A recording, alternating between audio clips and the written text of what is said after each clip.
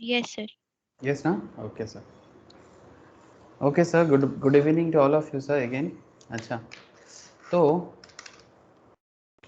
Sir क्या पढ़ेंगे आज? कंपनी लॉ का क्लास है ना, तो कंपनी लॉ पढ़ेंगे। तो कंपनी लॉ या कॉरपोरेट लॉ के नाम से भी जाना जाता है ना। कोई कोई कंपनीज एक्ट बोलते हैं, कोई कंपनी लॉ बोलता है, कोई कॉरपोरेट लॉ बोलता है। जो भी नाम से बोलो, अल्टीमेट ऑब्जेक्टिव क्या है इस कंपनी लॉ का? ये बिजनेस लॉ का एक स्पेशल एरिया है जिसको अलग नाम भी दिया गया है ना। तो नाम है कंपनी लॉ। तो कंपनी लॉ क्यों पढ़ते हैं सर? सर सिंपल बात है ना, किसी भी चीज़ का लॉ पढ़ने के पीछे एक सिंपल सा लॉजिक काम करता है। जैसे बिजनेस लॉ मतलब बिजनेस को ओवरऑल मैनेज करना, कंपनी लॉ मतलब कंपनी को मैनेज करना। तो कंपनी को मैनेज करने के लिए कुछ नियम बनाया गया है और उस नियम के आधार पे कंपनी को चलाना पड़ेगा। कौन चलाएगा सर? सर ऑब्वियसली कुछ लोग, गवर्नमेंट ऑफ इंडिया ने स्पेसिफिक करके बना रहा है, ठीक है। और not from today, from since 1949, India के इंडिपेंडेंस के जस्ट 2 साल बाद चार्टर्ड अकाउंटेंट्स एक्ट, इनके ऊपर बहुत जिम्मेदारियां हैं, अभी भी है, उस टाइम पे भी था। बट इनके ऊपर काफ़ी सारा अलग अलग रिस्पॉन्सिबिलिटीज़ है, इसलिए गवर्नमेंट ऑफ इंडिया ने और कुछ स्पेसिफिक लोगों को बाद में धीरे धीरे बनाया। जैसे कि सीएस को बहुत स्पेसिफिकली कंपनी को मैनेज करने के लिए बनाया 1980s पार्लियामेंट एक्ट में, ठीक है। कि कंपनी को मैनेज करने के लिए कंपनी में कंपनी सेक्रेटरीज होना ज़रूरी है। हाँ, छोटा मोटा कंपनीज जो है, मतलब जिसका टर्नओवर 10 करोड़ से नीचे है ओवरऑल, उस तरह का कंपनीज को थोड़ा सा छूट दिया गया है। पहले तो सर 5 करोड़ के ऊपर ही, मतलब 2020 के पहले का जो रूल्स था बिफोर कोरोना, 5 करोड़ से ऊपर टर्नओवर होने से ही सीएस रखना मैंडेटरी था। आजकल इसको थोड़ा सा ईज किया गया है बिकॉज बिजनेसमैन के ऊपर प्रेशर हो रहा है, ईज ऑफ डूइंग बिजनेस पे मुश्किल हो रहा है।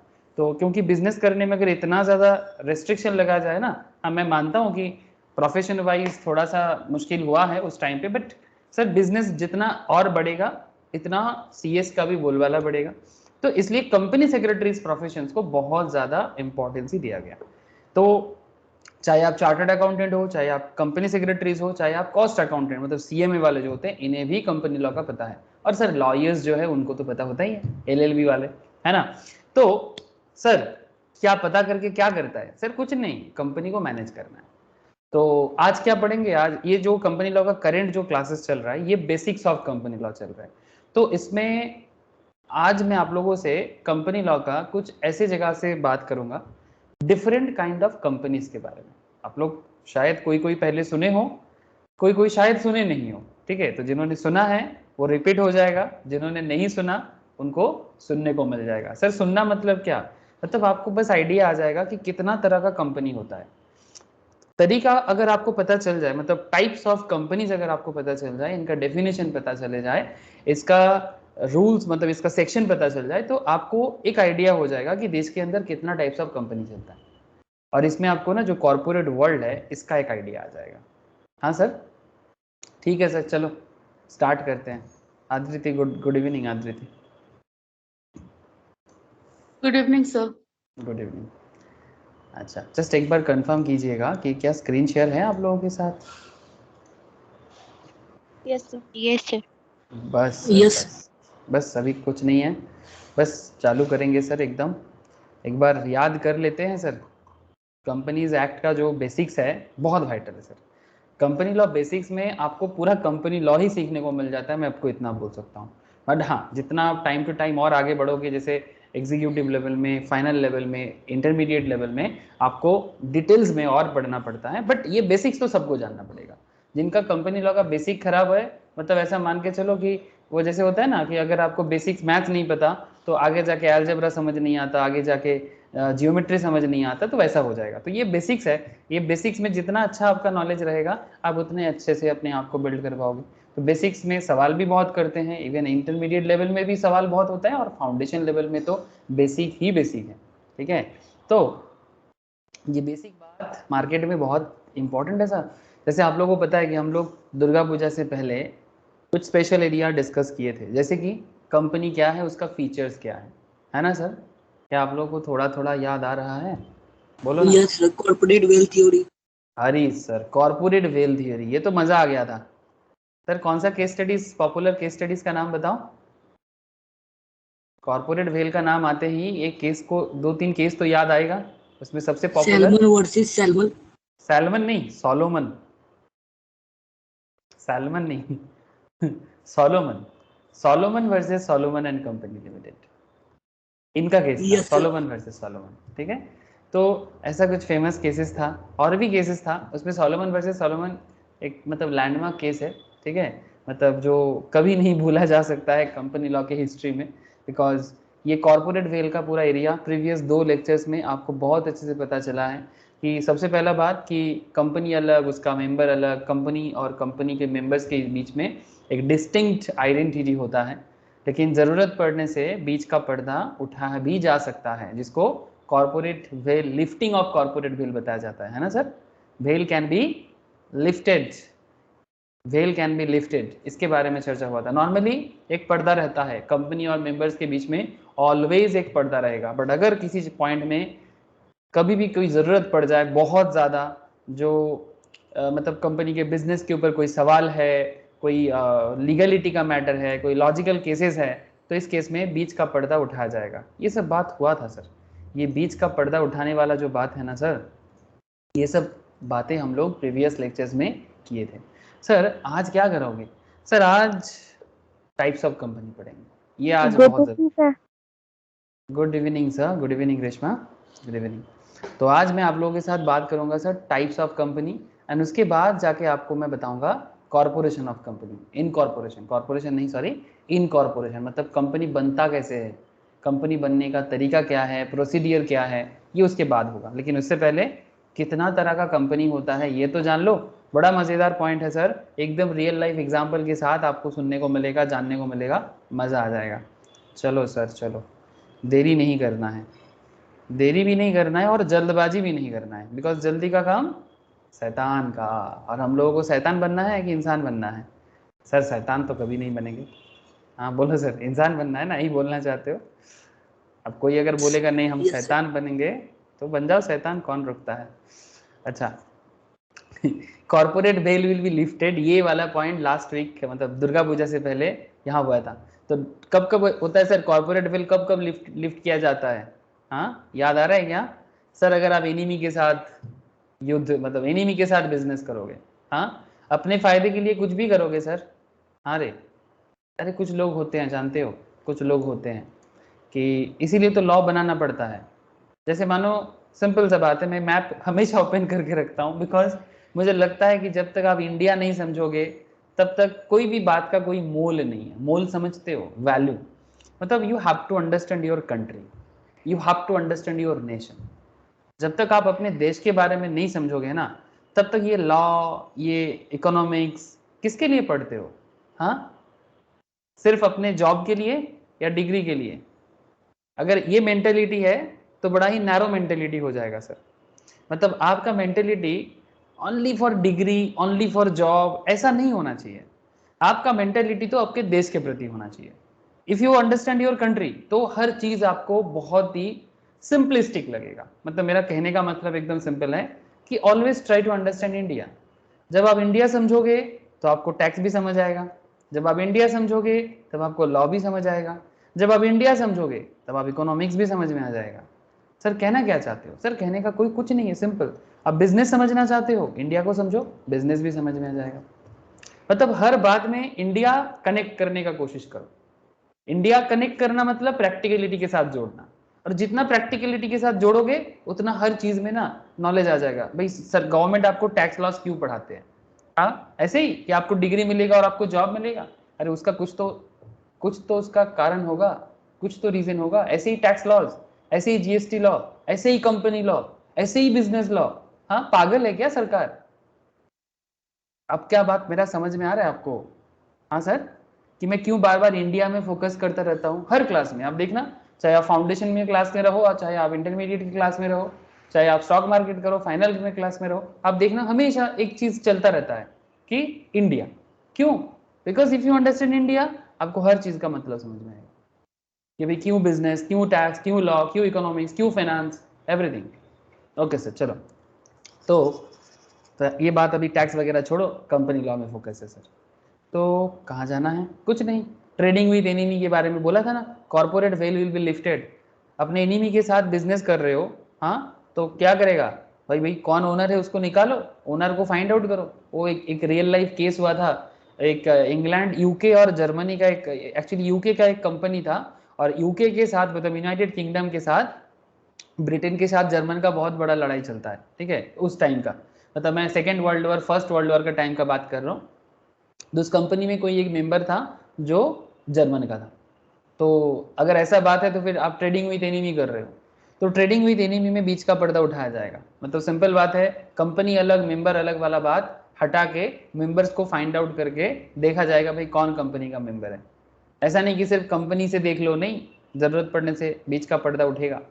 ये सब याद होगा आप लोगों को, लास्ट क्लास का बात है। फिर corporate entities use to evade for circumvent tax. देखो सर, मैं अभी टैक्स के बारे में बात कर रहा था। अगर कोई कंपनी टैक्स इवेट करने का सोच रहा है, टैक्स इवेशन मतलब सर, टैक्स इवेशन का मतलब क्या है, कोई तो बताओ। टैक्स चोरी avoidation. Yes sir, tax avoidance, tax avoid करना। मतलब आपका जितना इनकम हो रहा है आप गवर्नमेंट को उतना इनकम का टैक्स देना नहीं चाहते। सर बोलो। सर ट्रेडिंग विद एनिमी होगा तो कॉन्ट्रैक्ट ही नहीं बने। हाँ सर, ऑब्वियसली कॉन्ट्रैक्ट तो बनेगा ही नहीं एकदम।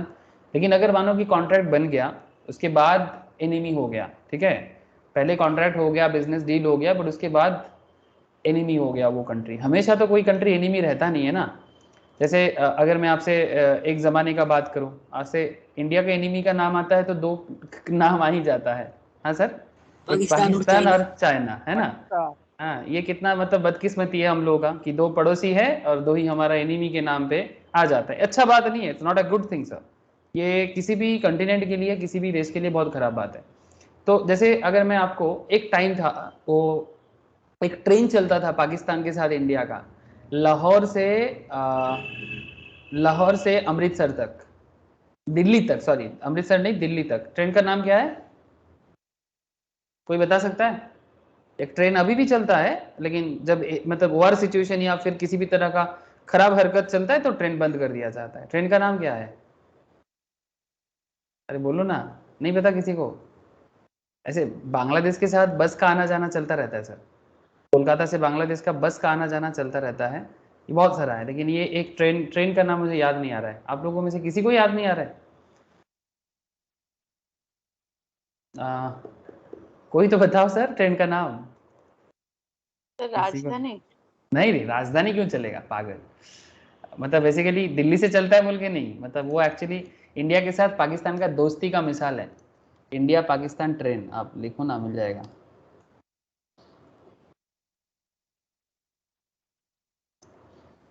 उसका एक नाम है, अरे क्या नाम है, फ्रेंडशिप एक्सप्रेस, बट हाँ समझौता एक्सप्रेस, सॉरी सर, वही मुझे याद नहीं आ रहा था। समझौता एक्सप्रेस, ये देखो ये वाला समझौता एक्सप्रेस, ठीक है। ये ट्रेन अभी ऑपरेटिव नहीं है शायद, मोस्ट प्रोबेबली। ये देखो लास्ट सर्विस हुआ था 2019 को, 2 साल पहले, दिखाई दे रहा है क्या? 2019 को लास्ट सर्विस हुआ था। Yes sir. चालू हुआ था सर 1976 में। 1976 में क्यों चालू हुआ था सर? इंडिया पाकिस्तान का रिलेशनशिप अच्छा बन जाए इसके लिए, बिकॉज वहाँ पर भी बहुत सारे लोग रहते हैं जिनका इंडिया में रिलेशन तो हमेशा रहेगा सर, बिकॉज जो आज का पाकिस्तान है वो तो इंडिया से ही बना है। तो ये समझौता था हम लोग, मतलब एक्चुअली वो रिलेशन तो रहेगा ही, चाहे पॉलिटिक्स में कुछ भी हो जाए। तो ट्रेन भी चालू हुआ था 76 में और बीच बीच में काफ़ी सालों तक चला है। लेटेस्ट चला है 2019 को। ये आप लोग एक मूवी देखा होगा आप लोग, सलमान खान का, वो मुन्नी, छोटा सा एक बच्चा, वो भी तो उसी बजरंगी भाईजान। बजरंगी भाईजान, उसमें दिखाया गया था ट्रेन का, ठीक है। उसमें ट्रेन के बारे में, वो उसी ट्रेन में आया था मोस्ट प्रॉब्ली दिल्ली में किसी मेडिकल फैसिलिटीज़ के लिए। तो एग्जैक्टली यही बात है। तो आई होप यू अंडरस्टैंड कि जब रिलेशन अच्छा रहता है तो ट्रेन भी चलता है सर, एनिमी के साथ भी। तो तब वो एनिमी नहीं रहता, बट बाद में वो एनिमी बन सकता है ना। जैसे पाकिस्तान क्या करता है, वही हमेशा बोलना नहीं चाहिए, बट जो वो करता है बहुत खराब काम करता है। जब भी हो ट्रेडिंग विद एनिमी, ये सब केस जब भी आ जाए, टैक्स इवेशन करना। टैक्स इवेशन मतलब कोई कंपनी जब जानबूझ के गवर्नमेंट का टैक्स मारना चाहता है, ये गवर्नमेंट उसको नहीं छोड़ेगा सर। जैसे बहुत सारे कंपनीज ऐसे काम करते हैं सर, ठीक है, टैक्स को छुपाने का काम करता है। टैक्स छुपाने का मतलब क्या होगा सर? टैक्स छुपाने का मतलब ब्लैक मनी, समझ में आ गया सर? टैक्स छुपाने का मतलब ही होता है ब्लैक मनी। तो तब गवर्नमेंट क्या बोलेगा, भाई कौन है ओनर, निकालो। तब वो कंपनी को सजा तो नहीं दे सकते ना, कंपनी को क्या सजा देंगे? कंपनी को कोई इमोशन थोड़ी है, कंपनी तो एक आर्टिफिशियल पर्सन है, ये भी आप लोग डेफिनेशन में पढ़े हो। तो जब भी गवर्नमेंट को लगेगा कि भाई कंपनी को सजा देना है, तो कंपनी को सजा थोड़ी मिलेगा। कंपनी को बैन कर दोगे तो क्या हो जाएगा? कुछ नहीं होगा। कंपनी तो एक आर्टिफिशियल पर्सन है, उसका ओनर कौन है ढूंढो, उसका मेंबर कौन है ढूंढो, कौन कौन शेयर होल्डर है देखो, ठीक है? तो ऐसे केसेस में लिफ्टिंग ऑफ कॉर्पोरेट वेल हो जाएगा। फिर companies form other companies as their subsidiaries to act as their agent. अगर कोई दूसरा, जैसे इसके बारे में भी केस लॉज हम लोगों ने देखा था, एक कंपनी सब्सिडियरी बना के बोनस कम करना चाह रहा था टू अवॉइड लीगल ऑब्लिगेशन किसी भी तरह का। फिर the device of incorporation is adapted for the illegal or improper purpose, ठीक है? आप कंपनी को इस तरह से यूज कर रहे हो किसी इलीगल पर्पस के लिए, इम्प्रॉपर पर्पस के लिए, ये सब डिस्कशन कर लिए थे, ठीक है? तो बीच का पर्दा उठ जाएगा। जो डिस्टिंक्ट आइडेंटिटी है ना कंपनी के साथ, कंपनी के ओनर का, ये डिस्टिंक्ट आइडेंटिटी हटा दिया जाएगा जरूरत पड़ने से। हाँ, नॉर्मली इट्स ओके, कंपनी अलग ओनर अलग, नॉर्मल लेवल में बात करें कंपनी अलग मेंबर अलग। बट जब भी बात ऐसा गंभीर सिचुएशन बने ना, गंभीर मतलब समझते हो, मतलब चिंता का विषय बन जाए, तब ये सब चीजें हटाया जाएगा। अच्छा, लेकिन सर आज मेरा मुद्दा ये नहीं है, आज तो मैं आपसे बात करूंगा classes of companies under the act. कितना तरह का कंपनीज देखने को मिलता है, ठीक है? बड़ा मजेदार पॉइंट है सर, बहुत इंपॉर्टेंट भी है, ठीक है? तो classes of companies under the act में आपको कुछ पॉइंट पहले बता दो। The growth of the economy and increase in the complexity of business operation in the corporate world has led to the emergence of different forms of corporate organisations. To regulate them, the Companies Act 2013 has broadly classified the companies into various classes. मैं आपको बार बार India के बारे में क्यों बात कर रहा हूँ, आपको समझ में आता है ना? हाँ, बार बार हर बात में इंडिया इंडिया चिल्लाता रहता हूँ। कोई बोलेगा सर पागल हो गए आप। अरे सर मैं पागल नहीं हुआ, एक्चुअली ये सिचुएशन ही ऐसा है कि इंडिया का बिजनेस डेवलप हो रहा है, और जितना किसी भी चीज़ में डेवलपमेंट आता है थोड़ा कॉम्प्लेक्सिटीज़ भी आ जाता है, कंट्रोलिंग भी थोड़ा मुश्किल हो जाता है। तो डिफरेंट काइंड ऑफ कंपनीज बनाया जा रहा है। जैसे आगे आगे देखो ना क्या क्या आप लोगों को सुनने को मिलेगा। 2013 कंपनीज एक्ट में क्या क्या न्यू न्यू चीज़ें आया है जो पहले नहीं होता था सर, पहले नहीं होता था। तो to regulate them companies act 2013 में बहुत सारा न्यू न्यू चीज़ें इंक्लूड किया गया। कुछ चीज़ें पुरानी बात अभी भी है, जो 1956 एक्ट इससे पहले हुआ करता था ना sir, 1956 companies act, before that 2013 से पहले 1956 एक्ट हुआ करता था। तो 1956 का कुछ चीज़ें अभी भी है, लेकिन बहुत सारा चीज़ें न्यूली आया है, अमेंड किया गया है because of business purpose, because of business purpose, development of business, economy का ग्रोथ, इकोनॉमी का इंप्रूवमेंट, यही कारण है सर, और क्या कारण है? A company may be incorporated as a one person company. Can you imagine sir? आज के डेट में किसको किसको कंपनी बनाने का मन है सर? कौन स्टार्टअप बनाना चाहता है? मैं सर। आए चलो, विश्वजीत ने बोला कि वो स्टार्टअप करना चाहता है। Very good sir, best wishes रहेगा, आप हम सबका बेस्ट विशेस है आप सबके साथ, ठीक है? तो विश्वजीत अगर स्टार्टअप बनाना चाहता है तो विश्वजीत को, अरे चलो संपत, सबको सबको संपत को भी इच्छा है वो खुद का कंपनी बनाए, ठीक है? हमारा आगे, स्नेह सर। अरे स्नेह, दोनों का जॉइंट वेंचर बनेगा, अरे बढ़िया है सर, ठीक है? हाँ सर। ठीक है, देखो सर अगर आप दोनों बनाओगे तो फिर वो जॉइंट वेंचर बन जाएगा या फिर वो प्राइवेट कंपनी बन जाएगा। LLP पार्टनरशिप, पार्टनरशिप भी बना सकते हो, कोई प्रॉब्लम नहीं है। बट सर ये 1% कंपनी पहले कभी सुने हो? एक इंसान का कंपनी, ये पहले नहीं होता था। मतलब ये 2013 एक्ट में ही आया कि एक इंसान अपने ही नाम पे एक कंपनी खड़ा कर सकता है। मतलब यू कैन से, जैसे लोग आजकल एक चीज चलता है, एक बात अगर आप लोग बुरा ना मानो तो, मतलब बुरा मानने का बात ही नहीं है, आप चीज एक गौर कीजिएगा। बहुत सारे लोग ना मानो कि बहुत सारा डिग्री लिया है, ठीक है, एक जस्ट एग्जाम्पल के तौर पे बता रहा हूँ, हाँ, पर्सनली मत लेना सर, ले भी सकते हो, उसमें कोई प्रॉब्लम नहीं है। बट सर बहुत सारे लोग हैं सर, बहुत सारा डिग्री लेता है, फिर जब उनको जॉब मिलता है ना, बात को ध्यान से सुनिएगा, जब उनको जॉब मिलता है शायद अच्छा कंपनी नहीं मिला, मतलब कोई नोन कंपनी नहीं है, no it's not like Tata, Reliance, it's not like Cognizant, जो भी हो, ठीक है, बहुत सारे कंपनीज हैं जो पॉपुलर है, ऐसा कोई कंपनी में उनको काम नहीं मिला। तो वो अपना स्टेटस बताने के लिए क्या करता है सर? जॉब वो करता है, कहीं ना किसी कंपनी में जॉब करता है, पर जब सोशल गैदरिंग होता है तो उसमें सब बोलते हैं ना भाई आजकल क्या कर रहे हो, ये सब हमारे देश का सोशल स्ट्रक्चर में है ना भाई, एग्जाम में नंबर कितना मिला, क्या जॉब करते हो, कितना सैलरी मिल जाता है, ये पूछताछ चलता रहता है ना, अरे फैमिलीज गैदरिंग्स वगैरह में, यस सर। है ना। तो वो बंदा जिसको अच्छा कंपनी में नौकरी नहीं मिला, मतलब कोई ब्रांडेड कंपनी में नौकरी नहीं मिला, वो क्या बोलता है बोले तो अपना स्टेटस को छुपाने के लिए, बोलो ना, एक बहुत ही पॉपुलर कहावत है। स्टार्टअप। हाँ, स्टार्टअप। स्टार्टअप नहीं, मैं बोल रहा हूँ जॉब कर रहा है। स्टार्टअप तो सर बिजनेस का बात हो गया, जो कोई बिजनेस स्टार्टअप किया है वो बोलता है कि मैंने स्टार्टअप किया, बट जॉब करता है वो ऐसा बोलते हैं एमएनसी में है एक। गलत बोला सर, बताना। ये मेरा ऑब्जर्वेशन है जो मैं आपसे शेयर कर रहा हूँ, ठीक है। वो जस्ट ऐसे ही बोलते हैं कि एक एमएनसी में है सर। एमएनसी का मतलब जानते हो? Multinational company. Multinational companies, but अब उनको नाम, वो नाम नहीं बताएगा आपको, ठीक है। वो जस्ट बताएगा कि एमएनसी में है, ठीक है, कंपनी का नाम नहीं बताएगा। मतलब ये मैंने ऑब्जर्व किया, ठीक है। तो कहने का मतलब ये कि जब वो देखो, एक तरफ वो छुपा भी रहा है और दूसरी तरफ वो ये भी बताना चाहते हैं कि मैं कोई कंपनी में नौकरी करता हूँ, ठीक है। तो इसमें उसका एक क्या होता है कि एक स्टेटस जो मेंटेन करना पड़ता है, वो अपने आप को छुपा भी लेता है और सबके सामने एक वो होता है ना सर, एडजस्ट करके निकल जाना। तो ये हो गया एक कॉन्सेप्ट। तो सर एक इंसान जॉब करने के टाइम पे भी अपना स्टेटस मेंटेन करना चाह रहा है, तो एक बंदा बिजनेस करता है, अकेला बिजनेस करता है, कोई छोटा मोटा कंपनी भी स्टार्ट किया, कोई छोटा मोटा बिजनेस चालू किया, तो गवर्नमेंट देखता है कि इसको भी तो स्टेटस शो करना हो सकता है। तो बता रहे भाई आप 1% का कंपनी बना लो, कंपनी आप बोल सकते हो आराम से 1% कंपनी, तो गवर्नमेंट आपको लीगली ये मौका दे रहा है। समझ में आ रहा है सर?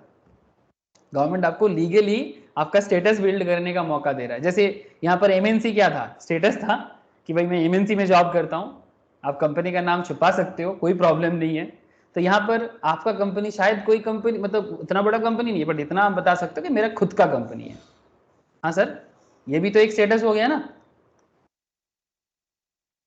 अरे हुआ कि नहीं हुआ बताओ, यस सर। है ना। तो बेसिकली यही गवर्नमेंट का सोच है कि भाई ये अच्छा बात है सर, मोटिवेट करता है लोगों को, ऑब्वियसली मोटिवेट करता है कि भाई मेरा खुद का कंपनी है।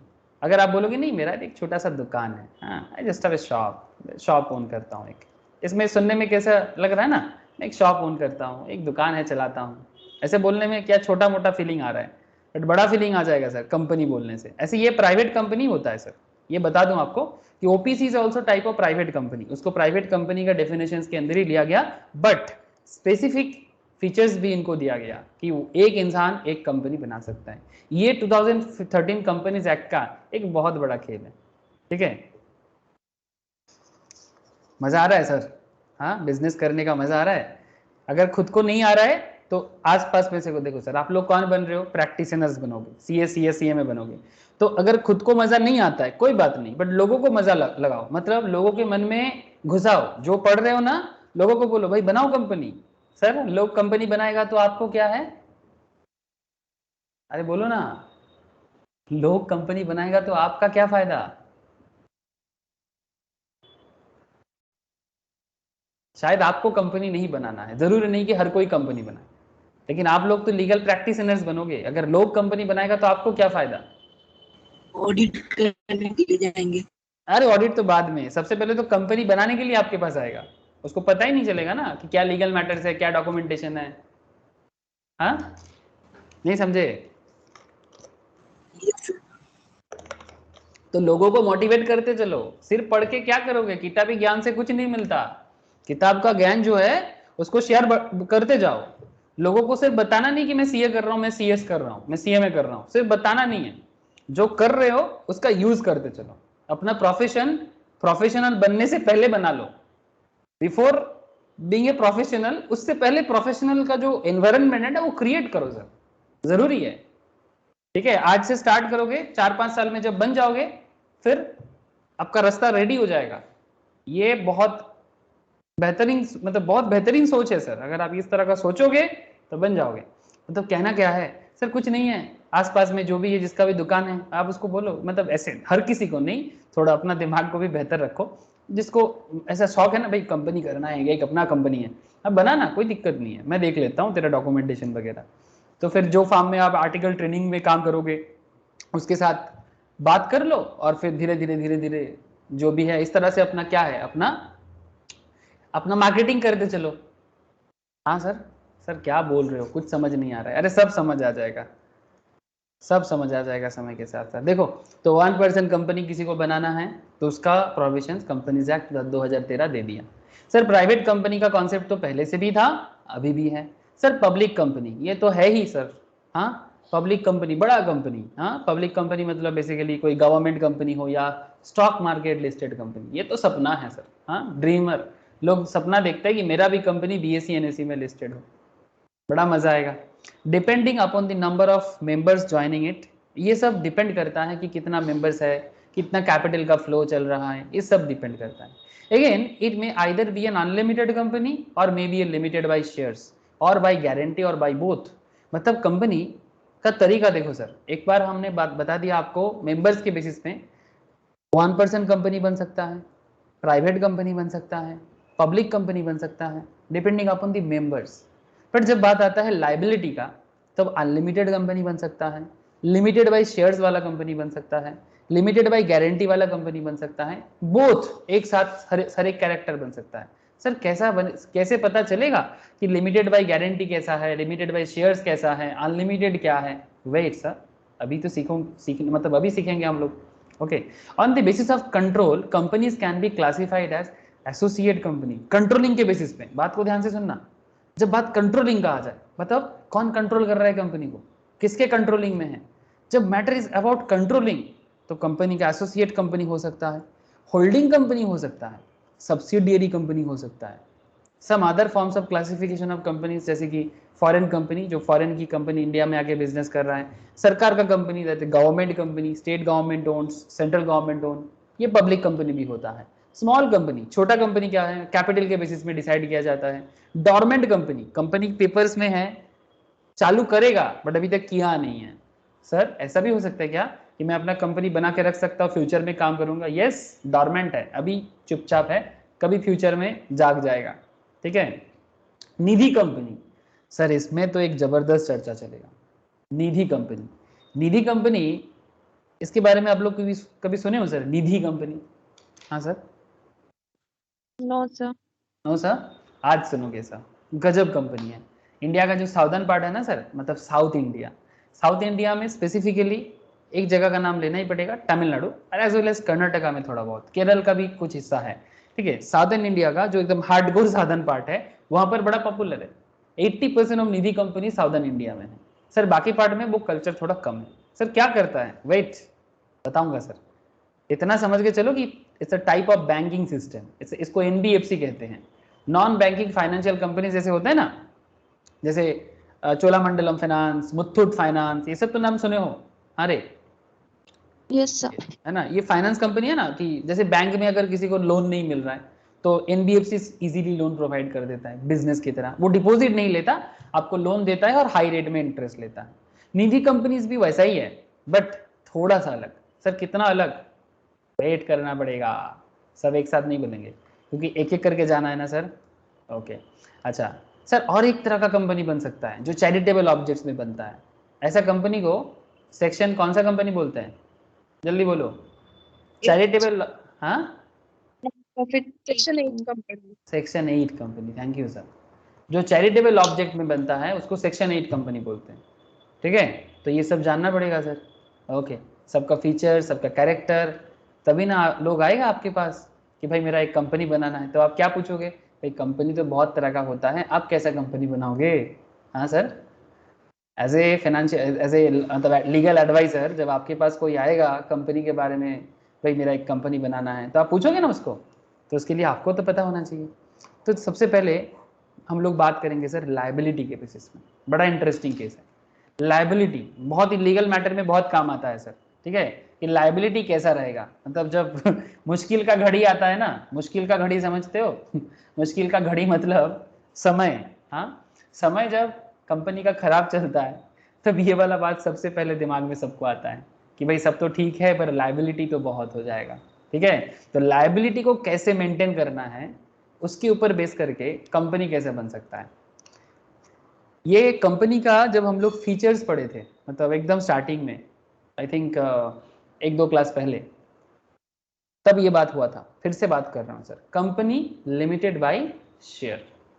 सर क्या होता है लिमिटेड बाय शेयर? बड़ा मतलब बहुत ही फेमस पॉइंट है सर, बड़ा फेमस पॉइंट है। लिमिटेड बाय शेयर्स का मतलब क्या है? Section 2 subsection 22 of the companies act 2013 इसको डिफाइन करता है। बोलता है sir, when the liability of the members of a company is limited by its memorandum of association। Sir MOA क्या होता है? सर MOA एक्चुअली कंपनी का कॉन्स्टिट्यूशन होता है। मतलब बिजनेस जो चलता है ना, वो MOA के बेसिस में चलता है। मतलब आपका बिजनेस क्या है, आपका बिजनेस का ऑब्जेक्टिव क्या है, ये सारे के सारे मैटर MOA में लिखा रहता है। जैसे अगर आप यहाँ पर, चलो मैं देखता हूँ, MOA मिल जाएगा, बहुत सारा कंपनी का मिल जाएगा मुझे। मैं बस ऐसे ही सर्च किया, कुछ ना कुछ तो मिल ही जाएगा। टाटा कम्युनिकेशन, टाटा पावर, अच्छा टाटा पावर का MOA, आजकल टाटा पावर का शेयर बड़ा गजब चल रहा है सर, जानते हो आप लोग? टाटा पावर का शेयर गजब चल रहा है। স্যার আগের দিন ভালো বেড়েছে। हाँ एकदम, शेयर मार्केट का खबर रखने वाले बहुत सारे हैं, आई नो। अच्छा टाटा पावर, इसका देखो MOA एंड AOA दिख रहा है सर, 2020 का बना हुआ है, 24 जून 2020 का बना हुआ है। आर्टिकल ऑफ एसोसिएशन और मेमोरेंडम ऑफ एसोसिएशन, ऐसे इसका चर्चा मैं अभी नहीं करूंगा, नेक्स्ट क्लास में इसका चर्चा चलेगा। बहुत ज़रूरी चर्चा है सर, बहुत ज़रूरी चर्चा है। MOA में लिखा रहता है कंपनी क्या काम करता है, कंपनी का ऑब्जेक्टिव क्या है, ठीक है। और आर्टिकल ऑफ एसोसिएशन में कंपनी का जो basically this is called constitution and this is called rule book, ठीक है, this is called rule book. मतलब इसके बेसिस में ये काम करेगा, ठीक है। जो थोड़ा बहुत चेंजेस रहता है, मतलब ईयर टू ईयर चेंजेस वगैरह AOA में दिखता है, बट MOA रोज रोज चेंज नहीं हो सकता, मेमोरेंडम रोज रोज चेंज नहीं होता, MOA चेंज करने में टाइम लगता है, ठीक है। मतलब एक्चुअली पॉइंट इज दैट कि रोज रोज किसी का ऑब्जेक्टिव नहीं बदल जाता, ठीक है। ये देखो certificate of incorporation is here bye certifying, ये मिलता है सर ROC से, ठीक है, रजिस्टर ऑफ कंपनी से मिलता है। ऐसा ओरिजिनल कॉपी दिखा रहा हूं आपको, ये देखो यहाँ पर पूरा डिटेल्स है, बहुत बड़ा पेपर है सर। कभी किसी भी कंपनी का डाउनलोड करके थोड़ा ऐसे ही गो थ्रू करके देखो ना, समझ में आएगा। थोड़ा समझ में मतलब मेरा कहने का मतलब है एक आइडिया लग जाएगा। एकदम 214 पेज का है, आप यहाँ पर देखो, ये आर्टिकल ऑफ एसोसिएशन, ये मेमोरेंडम ऑफ एसोसिएशन। मेमोरेंडम चालू होता है 1 से 13 में बोला हुआ है, ठीक है, उसके बाद आर्टिकल चालू होता है, ठीक है। चलो देखते हैं कुछ मिलता है कि नहीं, जस्ट एक बार गो थ्रू, जस्ट एक बार आंख लगाना। सर क्यों आंख लगा के क्या मिलेगा? अरे सर रियल लाइफ कॉन्सेप्ट मिल जाएगा, क्या है, क्यों है, किस लिए है, सब कुछ। वो चीज़ मतलब कंपनी बनाने के टाइम पे जो कॉन्सेप्ट बनता है, ये देखो, ये बताऊंगा मैं ऐसे, अभी आप लोगों को बताऊंगा, ठीक है। नेम ऑफ द कंपनी, ठीक है, MOA के जब पढ़ाऊंगा तब बताऊंगा कंपनी का नाम क्या है, रजिस्टर्ड ऑफिस कहाँ है, ऑब्जेक्टिव क्या है, क्यों कंपनी बना है, ये MOA में लिखा रहता है, ठीक है। कंपनी मतलब लिमिटेड लाइबिलिटी बना, अनलिमिटेड लाइबिलिटी का है, कंपनी लिमिटेड बाय शेयर्स है, कंपनी लिमिटेड बाय गारंटी है, ये सभी चीज़ें कहाँ लिखा रहेगा? MOA में लिखा रहेगा। इसीलिए जब आपको मैं डेफिनेशंस पढ़ा रहा हूँ आपको वही बता रहा हूँ सर, ठीक है। that when the liability of the members of a company is limited by its memorandum of association to the amount unpaid on the shares held by them, it is known as company limited by shares। मतलब इसका मतलब क्या है? Simple मतलब है इसका कि अगर किसी कंपनी अपने मेंबर से पैसा लेके ही तो बिजनेस करता है, हाँ सर, कंपनी का पैसा कहाँ से आता है, कंपनी को कैपिटल कहाँ से मिलता है, बोलो ना, कंपनी को कैपिटल कहाँ से मिलता है? मेंबर से, मेंबर, हाँ मेंबर या फिर share holder, very good sir, share holder से। अब अगर आप किसी कंपनी का शेयर होल्ड करते हो तो क्या आप लिमिटेड बाय शेयर्स हो या अनलिमिटेड बाय शेयर्स हो? इसका मतलब यह है कि जब कंपनी को कुछ जरूरत पड़ेगा आप कितना अमाउंट कंपनी को दोगे? सर जितने का वादा आपने स्टार्टिंग में किया था, ठीक है। मतलब जैसे मानो कंपनी का शेयर्स का दाम है, एक कंपनी का एक शेयर का दाम है मानो कि 100 रुपीज़, ठीक है, और आप बोला था कंपनी को कि मैं कंपनी का 100 शेयर होल्ड करूंगा, तो जितना आपका या 1000 शेयर होल्ड करूंगा, तो जितना आपने बोला था उतना ही आप करोगे, लिमिटेड, ठीक है, लिमिटेड लायबिलिटी, सिंपल बात है, कंपनी लिमिटेड बाय शेयर्स। तो आप उतना, अगर कुछ बाकी आपने जितना बोला था कंपनी के साथ, जितना आपका डील हुआ था, अगर इसमें कोई अमाउंट अगर आपका बाकी रहता है तो उतना बाकी अमाउंट आपको देना पड़ेगा।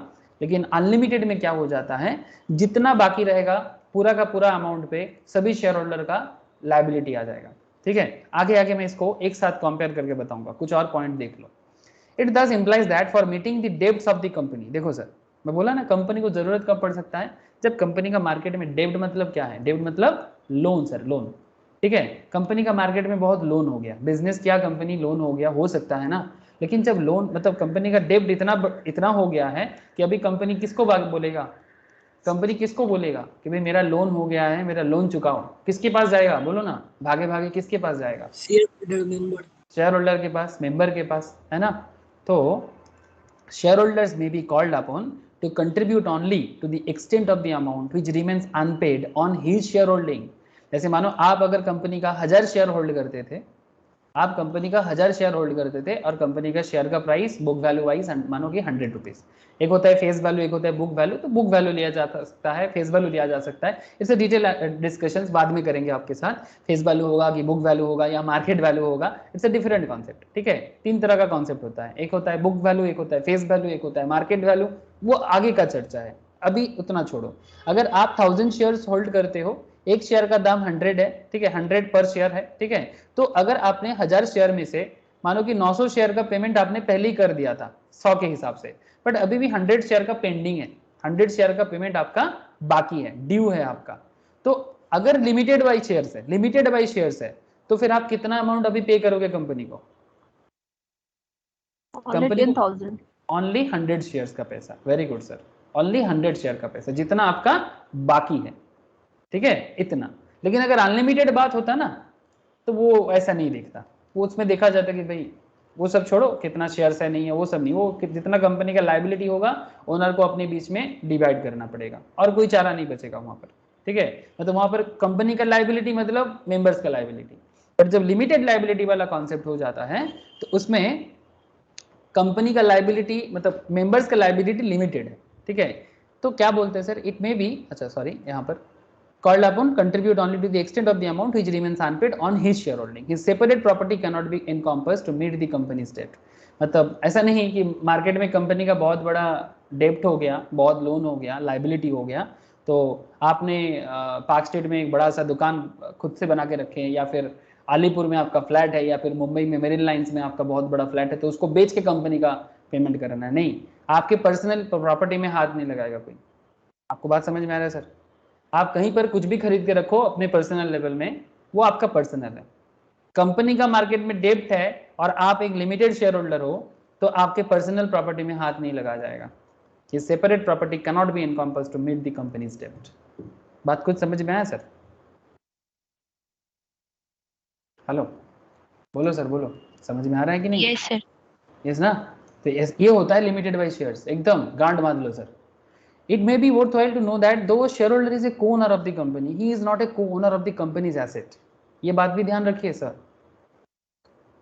शेयर होल्डर जो होता है वो कंपनी का को ओनर हो सकता है, बट कंपनी का एसेट का को ओनर नहीं है। कंपनी का एसेट का ओनर कंपनी खुद है। इसके ऊपर हम लोग केस स्टडीज पढ़े थे, याद है वो टिम्बर मर्चेंट वाला?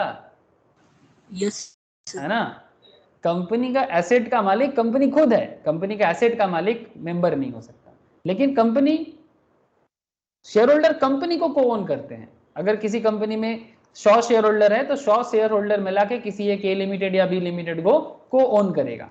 ये हो सकता है, आप कंपनी को ओन कर सकते हो, बट कंपनी का एसेट आपका नहीं है। कंपनी का एसेट कंपनी का है, बिकॉज कंपनी एक सेपरेट लीगल एंटिटी है, company is distinct from its member, ये सब कैरेक्टर सामने आ जाता है। The ownership of the asset remains within the company because of its nature as a legal person. The extent of the rights and duties of a shareholder as co-owner is measured by his shareholding. ठीक है, ये रहा company limited by shares. इस तरह का business करने में एक अच्छा सुविधा होता है लिमिटेड बाय शेयर्स में, कि अगर मार्केट में कंपनी का बहुत ज्यादा लोन वगैरह किसी कारण से हो जाए, ठीक है, तो किसी का पर्सनल प्रॉपर्टी दांव पे नहीं लगता, है ना, किसी का पर्सनल प्रॉपर्टी दांव पे नहीं लगता। दांव समझते हो ना, मतलब वो क्या बोलते हैं उसको, दिवालिया के कॉन्सेप्ट में नहीं आ सकता कि भाई मेरा घर मेरा छत, सर का छत, मतलब सर के ऊपर से छत हट गया, ऐसा नहीं होगा। ठीक है, और एक case company limited by guarantee. Limited by guarantee के बारे में सेक्शन 2 सबसेक्शन 21 में बोला हुआ है। क्या बोला है सर? कंपनीज एक्ट 2013 में बोलता है, defines it as the company having the liability of its members limited by the memorandum to such amount as the members may respectively undertake by the memorandum to contribute to the assets of the company in the event of its being wound up. जब company का बंद होने का situation create होता है, wound up मतलब क्या, company इतना खराब बिजनेस कर लिया, कंपनी का मार्केट सिनेरियो खराब हो गया, या फिर मार्केट में वो एक क्या बोलूं सर, मतलब हाईएस्ट लेवल अचीव कर लिया और मार्केट में लोन वगैरह हो गया, तो अभी कंपनी बंद करना है, ठीक है, और आगे कुछ बन नहीं रहा है, फेलियरिटी भी बोल सकते हो आप इसको ऑब्वियसली, ठीक है। तो जब कंपनी वुंड अप होता है उस टाइम पे कंपनी का जो पेमेंट है, कंपनी का जो लायबिलिटी है, वो लायबिलिटी चुकता करने के लिए पहले से ही कुछ मेंबर के साथ वो बात कर लेता है कि आप लिमिटेड बाय गारंटी कॉन्सेप्ट में आ जाओ, थोड़ा एक्स्ट्रा बेनिफिट भी मिल जाएगा उसके लिए, ठीक है। लेकिन ये तो खराब दिनों का बात है sir, it's a bad days का बात।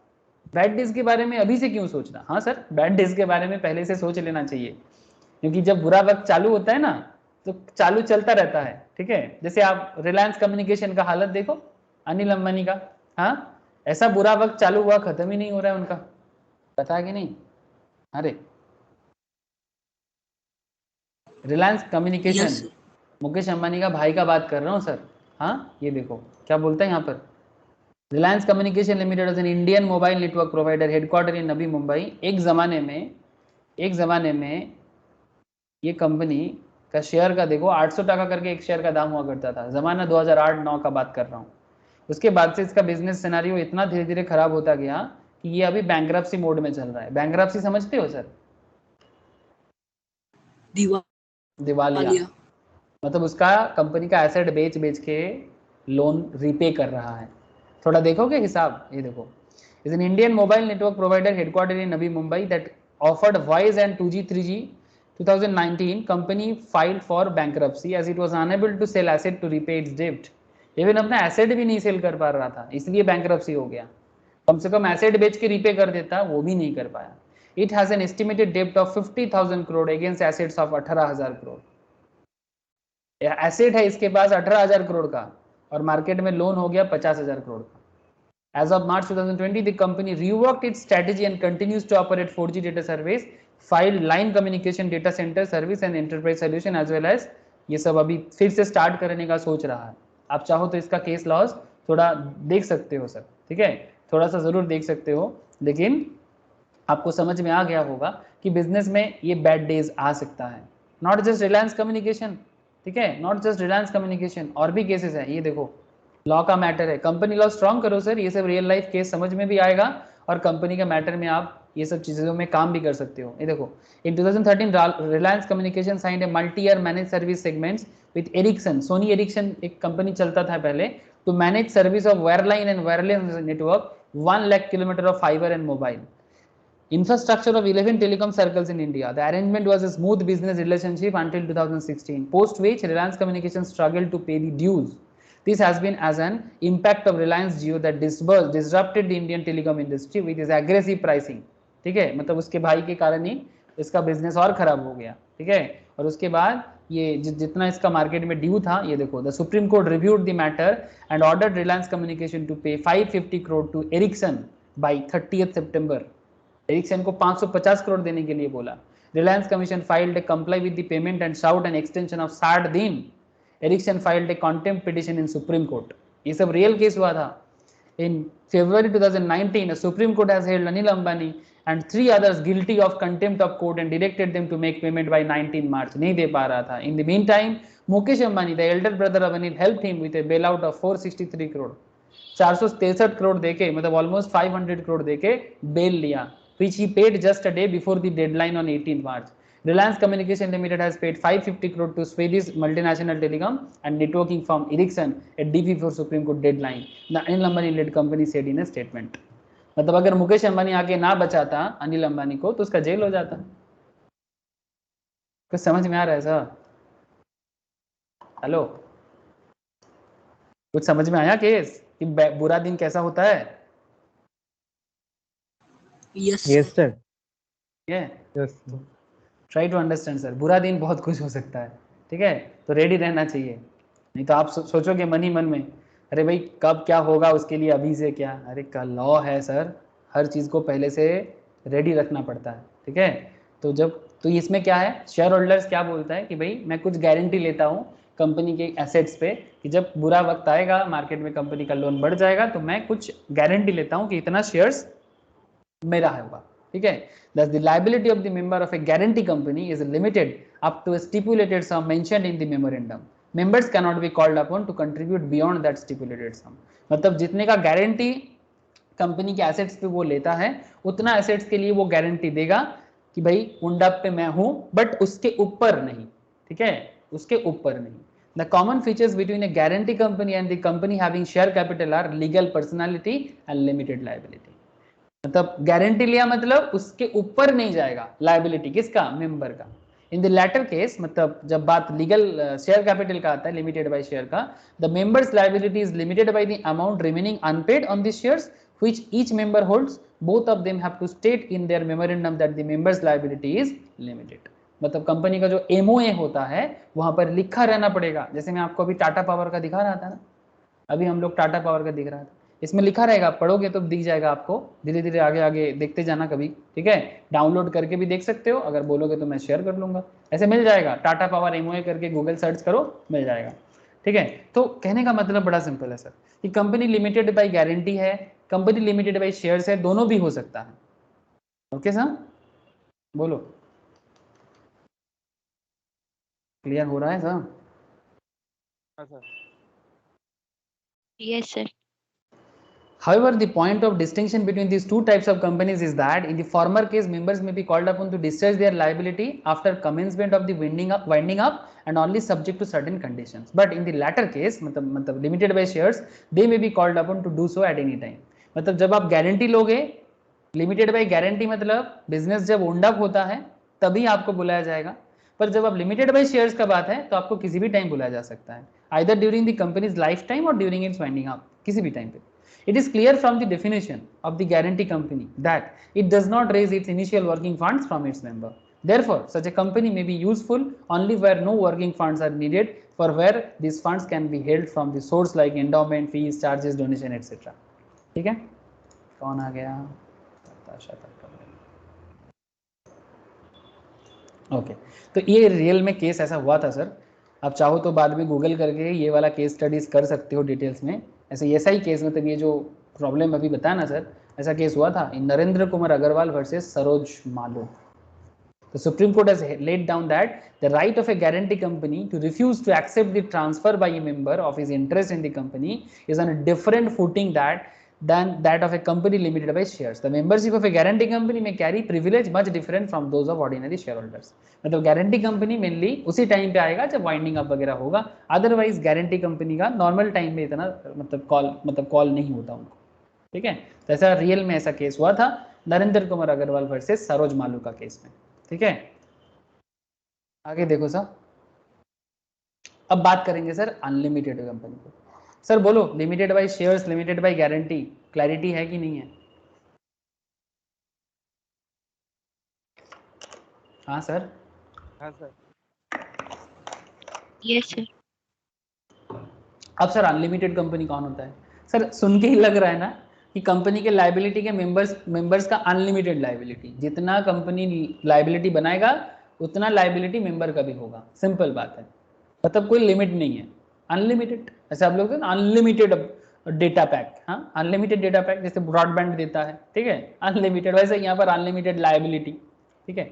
सेक्शन 2 सबसेक्शन 92, ये सब याद रखना पड़ेगा, सेक्शन नहीं भूलना है, सेक्शन भूलोगे तो प्रैक्टिस कैसे करोगे, इसलिए एग्जाम में भी सेक्शन बताना पड़ेगा। बहुत लोग पूछते हैं सर सेक्शन याद रखना जरूरी है, सर अगर सेक्शन याद नहीं रहेगा तो ऐसे कंपनी सेक्रेटरी जब काम करोगे, ऐसे चार्टर्ड जब काम करोगे, ऐसे सीएमए जब काम करोगे, तो क्या बाद में किताब ओपन करोगे? किताब ओपन करके कई बार जरूरत पड़ सकता है, बट एटलीस्ट आइडिया तो होना चाहिए कि भाई कहाँ मिल सकता है, ठीक है। इसीलिए सेक्शन अभी से याद करने का आदत डाल लो, एग्जाम में भी काम आ जाएगा, रियल लाइफ में भी काम आ जाएगा। सर मेरा तो ऑब्जेक्टिव हमेशा यही होता है कि आप रियल लाइफ के लिए पढ़ो, एग्जाम तो सर छोटा सा नदी है, निकल जाएगा, ठीक है, बट अगर आपका ऑब्जेक्टिव रियल लाइफ के साथ जोड़ना हो तो फिर बात ही कुछ और होता है sir. Section 2 subsection 92 of the Companies Act 2013 defines Unlimited company as a company not having any limit on the liability of its members. In such a company, the liability of a member ceases when he ceases to be a member. मतलब आपका liability तभी जाएगा जब आप company के member से आपको छुटकारा मिलेगा। जिस दिन आप कंपनी का मेंबर नहीं रहोगे उस दिन कंपनी के प्रति आपका कोई लाइबिलिटी नहीं रहेगा। सिंपल बात है, सिंपल बात है।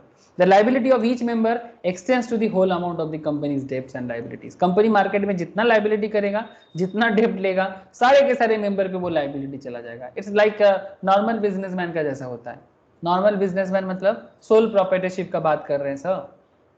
आपके आसपास में अगर आपके घर में किसी का दुकान भी है या आपका खुद का दुकान है, अगर आप मार्केट से लोन लेते हो, सपोज आपने बैंक से लोन लिया, मानो कि आपने बैंक से 10 लाख का लोन लिया, आपने बिजनेस के लिए लोन लिया था बट आपने लोन रिपे नहीं कर पाया, क्या होगा सर? लायबिलिटी कितना रहेगा? आपका दुकान का प्रॉपर्टी का या फिर आपका पर्सनल प्रॉपर्टी भी आ सकता है? बोलो सर, जल्दी बोलो। लोन फ्रॉम बैंक आपने बिजनेस के लिए लिया था, तो क्या लगता है अगर आप लोन रिपे नहीं कर पाते हो, आपका बिजनेस अगर नहीं चलता है किसी कारण से, तो क्या आपका पर्सनल प्रॉपर्टीज में आ सकता है? यस और नो? No sir. हाँ, नो? सर लिमिटेड है तो आ सकता है। अनलिमिटेड है सर? लिमिटेड तो होगा नहीं सर, बिकॉज मैं सोल प्रोप्राइटर का बात किया। सोल प्रोप्राइटरशिप मतलब अनलिमिटेड आ जाएगा। लायबिलिटी। आ जाएगा, एकदम आ जाएगा। आप लोन लोगे बिजनेस करने के लिए, नॉर्मल बिजनेस है, कोई लिमिटेड बाई शेयर्स वगैरह का खेल नहीं है इसमें, अनलिमिटेड है। किसी भी दुकानदार मार्केट में लोन लेता है, अगर लोन नहीं रिपे कर पाता है तो उसका पर्सनल प्रॉपर्टी दांव पे क्यों नहीं लगेगा? एकदम लग जाएगा। रिपे करो लोन। सर अगर मेरा मॉर्गेज लोन है तो हाँ ठीक है, आपका प्रॉपर्टी बैंक ले लेगा। 10 लाख का लोन आपको मिला है और 10 लाख का प्रॉपर्टी आपने बैंक के पास मॉर्गेज रखा था, ठीक है। ऐसे नॉर्मली क्या करता है बैंक, अगर आपका 12 लाख का प्रॉपर्टी है तो 12 लाख का प्रॉपर्टी देख के आपको 9 लाख 10 लाख का 75% के आसपास लोन दे देता है। जानते हो क्या? अरे सपोज आपका बैंक में एफडी है, ठीक है, सपोज आपका बैंक में एफडी है, आपने बैंक में 10 लाख का एफडी करके रखा, लेकिन आपको जरूरत में 7 लाख का जरूरत पड़ गया, 7-8 लाख का, तो आप क्या करोगे? बहुत लोग ऐसे सोचते हैं कि उसके पास अगर कैश आता है तो कैश खर्चा कर देगा। अरे ऐसा नहीं करो, एफडी को बैंक में जमा कर दो, ठीक है, पैसा को बैंक में जमा कर दो और फिर बैंक से लोन ले लो। इसमें क्या होगा, आप धीरे धीरे अपना लोन को रीपे कर देना, बैंक आपको 10 लाख के बदले 7-8 लाख का लोन दे देगा, ठीक है, और फिर आप लोन को रीपे कर दो और बैंक आपके एफडी पे भी इंटरेस्ट देते जाएगा। तो हो सकता है आपका लोन का इंटरेस्ट एफडी इंटरेस्ट से थोड़ा ज्यादा होगा। अगर बैंक आपको 10 लाख पर डिपॉजिट पे 6% 6.5% का अगर आपको इंटरेस्ट दे देता है, ठीक है, तो 7 लाख का अगर आप लोन लेते हो तो बैंक आपसे हो सकता है 9-10% का इंटरेस्ट चार्ज करेगा। तो कितना डिफरेंस हो जाएगा? वही 3% के आसपास आपको इंटरेस्ट देना पड़ेगा। कुछ समझ में आया सर? मतलब Yes, अगर sir. मैनेज करना है तो ऐसे करना है, एफडी कर दो 10-15 लाख जो भी है आपके पास, बैंक से लोन ले लो, कैश का खर्चा मत करो। इसमें क्या होगा, आपका जो प्रिंसिपल अमाउंट है वो बचने का चांसेस रहेगा, है ना। अगर आप लोन रीपे कर दिया तो आपका पैसा आपका, लेकिन 10 लाख ऐसे खर्चा कर दोगे तो 10 लाख खत्म, है ना। तो 10 लाख को खत्म क्यों करना है? तो उपाय है, ऐसा बात नहीं है, लेकिन फिर भी। हाँ बोलो सर। এরকম হয় যে ধরুন 7 লাখ টাকা লোন হলো, তার মধ্যে 2-3 লাখ টাকা শোধ করতে পারলাম, বাদ বাকিটা শোধ হলো না, তখন তাহলে কি করবে? तेरा एफडी से काट लेगा বাদ বাকি অ্যামাউন্টটা এফডি থেকে কেটে নেবে। ऑब्वियसली। मान लीजिए 10 लाख का तेरा एफडी है, तेरा 7 लाख का लोन है, तू बैंक को 3 लाख रिपे कर पाया था, 4 लाख रिपे नहीं कर पाया था, ठीक है, 4 लाख अनपेड रह गया। सिंपल सा काम है, तेरा 10 लाख का एफडी से बाकी 4 लाख काट लेगा विथ इंटरेस्ट। समझ में आया? ज्यादा नहीं हाँ जा सर। रहा है क्योंकि हमें इंटरेस्ट भी तो पे करना पड़ रहा है। हाँ सर। इसमें से ज्यादा नहीं जा रहा है क्योंकि इंटरेस्ट भी तो पे करना पड़ रहा है। हाँ तो आपके लिए तो अच्छा हुआ ना, आप बात नहीं समझे सर। देखो आपके पास, देखो देखो ये बहुत अच्छा एक कॉन्सेप्ट है, सेफ, अपना प्रिंसिपल अमाउंट को सेफ रखने का एक बहुत अच्छा स्कीम है सर। आपके पास 10 लाख है, ठीक है, आप बैंक में जाके उसको एफडी कर दिया। स्टॉक मार्केट वाला भी बात मत करना, हाँ कि मैं स्टॉक मार्केट में डाल के बढ़ा लूंगा, ठीक है वो है, बट मैं बात कर रहा हूँ एक रिटायरमेंट पर्सन के बारे में, ठीक है। एक थोड़ा उम्र हो गया है, वो उतना रिस्क नहीं ले सकता, मार्केट के साथ उतना कनेक्टेड नहीं है, आम इंसान, इवन नॉर्मल इंसान भी इतना कर सकता है, सारा का सारा पैसा थोड़ी कोई मार्केट में डाल देता है। बैंक में जाके एफडी कर दो 10 लाख का, बैंक आपको क्या बोला, 6% का इंटरेस्ट ले लेना एफडी में एनुअल, ठीक है। अब ये जो 10 लाख का अमाउंट आपका बैंक में जमा हो गया, ये आपका एक एसेट है कि नहीं है, बोलो ना, दिस इज योर संपत्ति। Yes sir. अब मानो कि इन द मेन टाइम 2-3 सालों में आपको अचानक पैसा का जरूरत पड़ेगा, तो आप क्या करोगे, एफडी से तोड़ के खाओगे क्या, जो भी जरूरत पड़ा, मानो कि अचानक आपको 6-7 लाख का जरूरत पड़ गया, तो आप क्या करोगे, 10 लाख से उठा लोगे, लोन नहीं है ना वो। अब लोन ले लेना।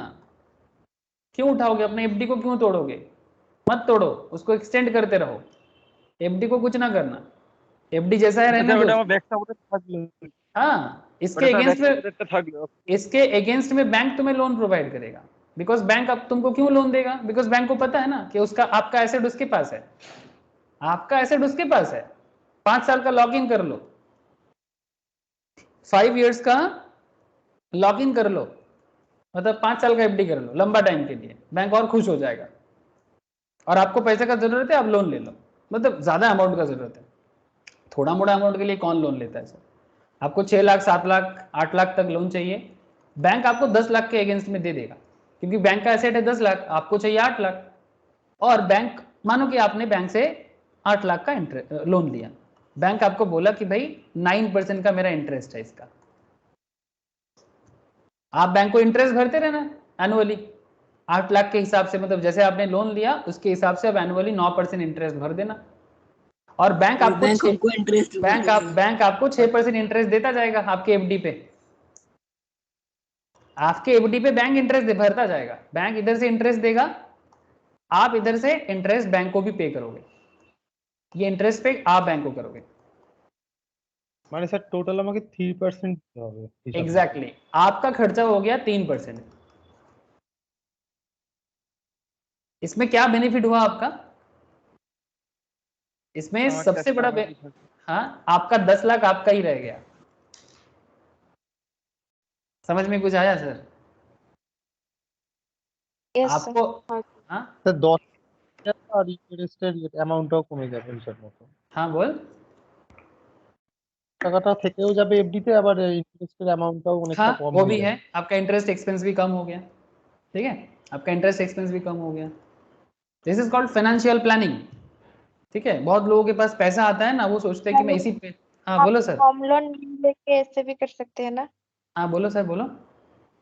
सर, होम लोन नहीं लेके ये भी कर सकते हैं ना, होम लोन ना लेके एफडी ये होगा था। मतलब होम लोन के साथ इसको क्यों कंपेयर कर रहे हो सर, एक बार थोड़ा क्लैरिटी से बताओ। सपोज हमारा एफडी है और हाँ हम होम लोन नहीं लेना चाहते हैं, तो ये नॉर्मल पर्सनल ऐसे लोन लेके अच्छा, कर आप सकते हैं ना। पर्सनल लोन ले लिया आपने, यस आई अंडरस्टैंड सर, आप होम लोन नहीं लेना चाहते, आपका एफडी है, आप एफडी से पर्सनल लोन ले लिए, यस पर्सनल लोन से आप घर बनाओगे, यही ना?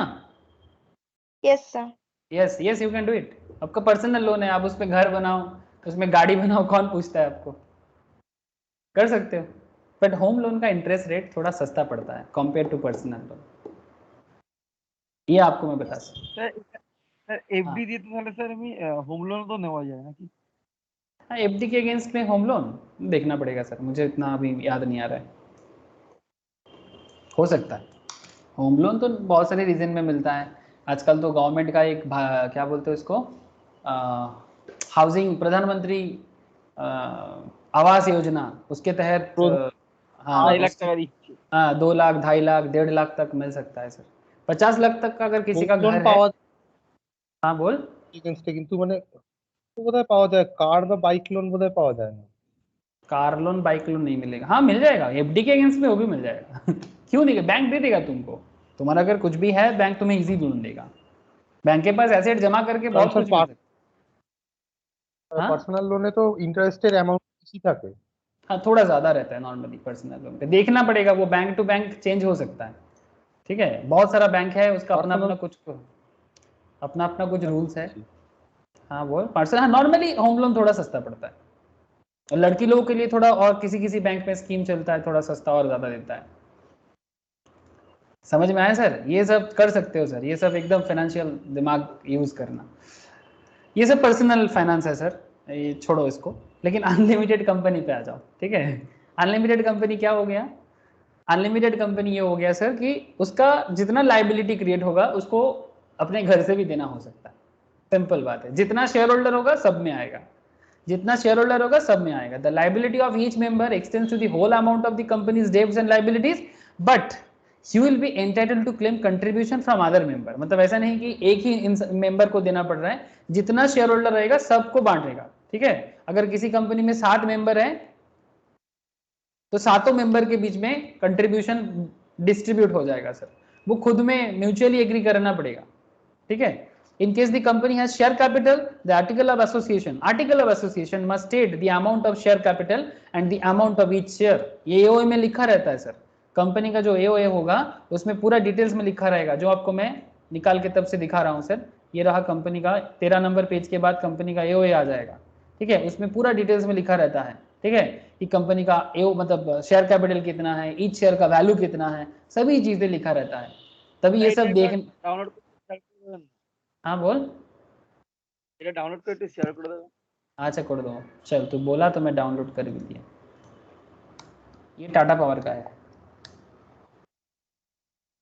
एक बार गो थ्रू करना, नॉलेज के लिए बड़ा काम आता है सर, ठीक है। सारा चीज समझ में शायद नहीं आएगा, बट सर समझ में ना आए फिर भी पढ़ते रहो, ठीक है। जब 2011-12 का बात है, जब जस्ट मैं कॉलेज खत्म हो रहा है, इस तरह का कुछ टाइम का बात चल रहा है, तो उतना नॉलेज नहीं था, तो इकोनॉमिक टाइम्स पढ़ने का नशा तब से है मुझे।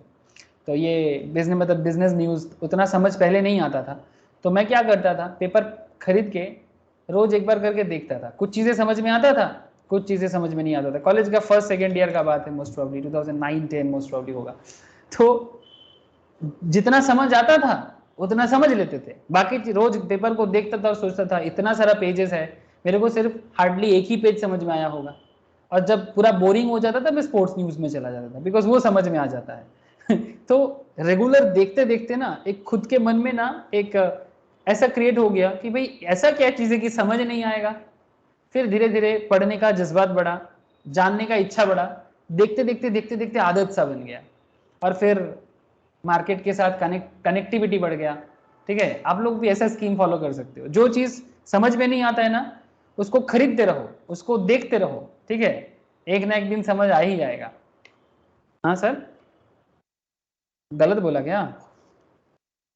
नो सर, नहीं सर, एकदम गलत नहीं बोला। ये सब टेक्निक यूज करना, मतलब बहुत लोग बोलते हैं समझ में नहीं आता, बेकार का खर्चा है। अरे बेकार कुछ नहीं होता है जिंदगी में, जिंदगी में बेकार क्या है? कुछ नहीं है, हर चीज में सीख मिलता है। अगर आप फेल करते हो वो भी बहुत बड़ा सीख है, अगर आप जीतते हो वो भी बहुत बड़ा सीख है। ऐसे बोलते हैं ना, एक बहुत बड़ा कहावत है कि हम कभी हारते नहीं हैं, या तो हम जीतते हैं या तो हम सीखते हैं। सुनने में शायद थोड़ा मोटिवेटिंग लगे। हाँ बोलो सर, बोलो बोलो, कोई कुछ बोल रहे थे। अच्छा सर, ठीक है चलो। So I hope so long as the company is going concern, the liability of the shares is the only liability which can be enforced by the company. The creditors can institute proceedings of winding up of the company for their claims. हाँ, अगर कुछ claim है company से किसी member का तो winding up के लिए बोल सकता है, इतना लाइबिलिटी हो गया अब कंपनी बंद करो। The official liquidator may call the members for their contribution towards the liabilities and debt. Official liquidator कौन होता है? जो कंपनी का बंद करने के काम पे काम करता है। नॉर्मली कौन कौन हो सकता है? चार्टर्ड हो सकता है, सीएस हो सकते हैं, सीएमए वाले हो सकते हैं, ठीक है, लॉयर्स वाले हो सकते हैं जो कंपनी डीलिंग्स करता है, ठीक है, कंपनी लॉयर टाइप्स, ठीक है। और एक जन होता है सर वैल्यूअर, एक्चुअरीज बोलते हैं सर उनको। कंपनी बड़े अमाउंट पे क्या वैल्यूएशन होगा उसका पूरा कैलकुलेशन करके वैल्यूअर निकाल देता है। वैल्यूअर एक्चुरियल साइंस का एक पढ़ाई होता है सर, ठीक है, Indian institute of actuarial science. I hope आप लोगों को पता नहीं है, किसी को अगर पता है तो बहुत अच्छा। इंश्योरेंस कंपनीज में बहुत काम करते हैं इन लोग, इवन इनका सैलरी चार्टर्ड से भी ज़्यादा होता है। एमबीए वगैरह तो बहुत पीछे है इनसे। एक्चुअली इसका बहुत डिमांड है, बहुत हाईली डिमांड है। मतलब आज के डेट में अगर किसी का बहुत हाई सैलरीड होता है, आप मान के चलो कि एक्चुअली बहुत हाई सैलरीड जॉब होता है सर। किसी को करने का मन है कर सकते हो, बस मैथ थोड़ा स्ट्रांग होना चाहिए। बाकी सब कॉमर्स का ही पढ़ाई है, पेपर वाइज होता है, ठीक है। सर पागल ना हो जाए आप। अच्छा देखो, अनलिमिटेड कंपनी क्या हो गया फिर? No limit on the liability of the members, the liability ceases on when he ceases to be a member. जब आप कंपनी का मेंबर नहीं रहोगे आपका लायबिलिटी खत्म। लेकिन कोई लायबिलिटी लेके आप मेंबरशिप खत्म भी नहीं कर सकते। लायबिलिटी चुकता करो और फिर अपना मेंबरशिप भी खत्म करो। Liability is not unlimited till the time company is not wound up. तब तक अनलिमिटेड नहीं होता जब तक कंपनी मतलब उंड अप सिचुएशंस में नहीं आता। Liability of each members extends to amount of companies डेब्ट एंड लायबिलिटीज। यस, कंपनी का जितना टोटल लायबिलिटी होगा वो सारे के सारे मेंबर्स में बांट दिया जाएगा। However he can claim contribution from other members. मतलब अकेला किसी एक के ऊपर पूरा प्रेशर आएगा ये तो गलत बात है, बाकी मेंबर्स के ऊपर भी आ जाएगा। Members can be called to contribute only in the event of winding up of company. जब कंपनी वाइंडिंग अप सिचुएशन में हो तो ऑफिशियल लिक्विडेटर जो होते हैं, मतलब जो कंपनी का बंद करने का ऑफिशियल काम करते हैं, उनको वो क्या करते हैं, सबको चिट्ठी भेजते हैं और सबको बोलते हैं भाई आओ अपना अपना कंट्रीब्यूशन करो और जाओ, ठीक है, ये कंपनी का मार्केट में लोन हुआ है। समझ में आ गया सर? Unlimited company. यस ये सब लाइबिलिटी के बेसिस में बात हो रहा था। किसके बेसिस में बात हो रहा था सर? लाइबिलिटी के बेसिस पे। ओके सर, अब क्या बात करोगे? कोई कुछ कहना चाहते क्या? Any question? बोलो सर।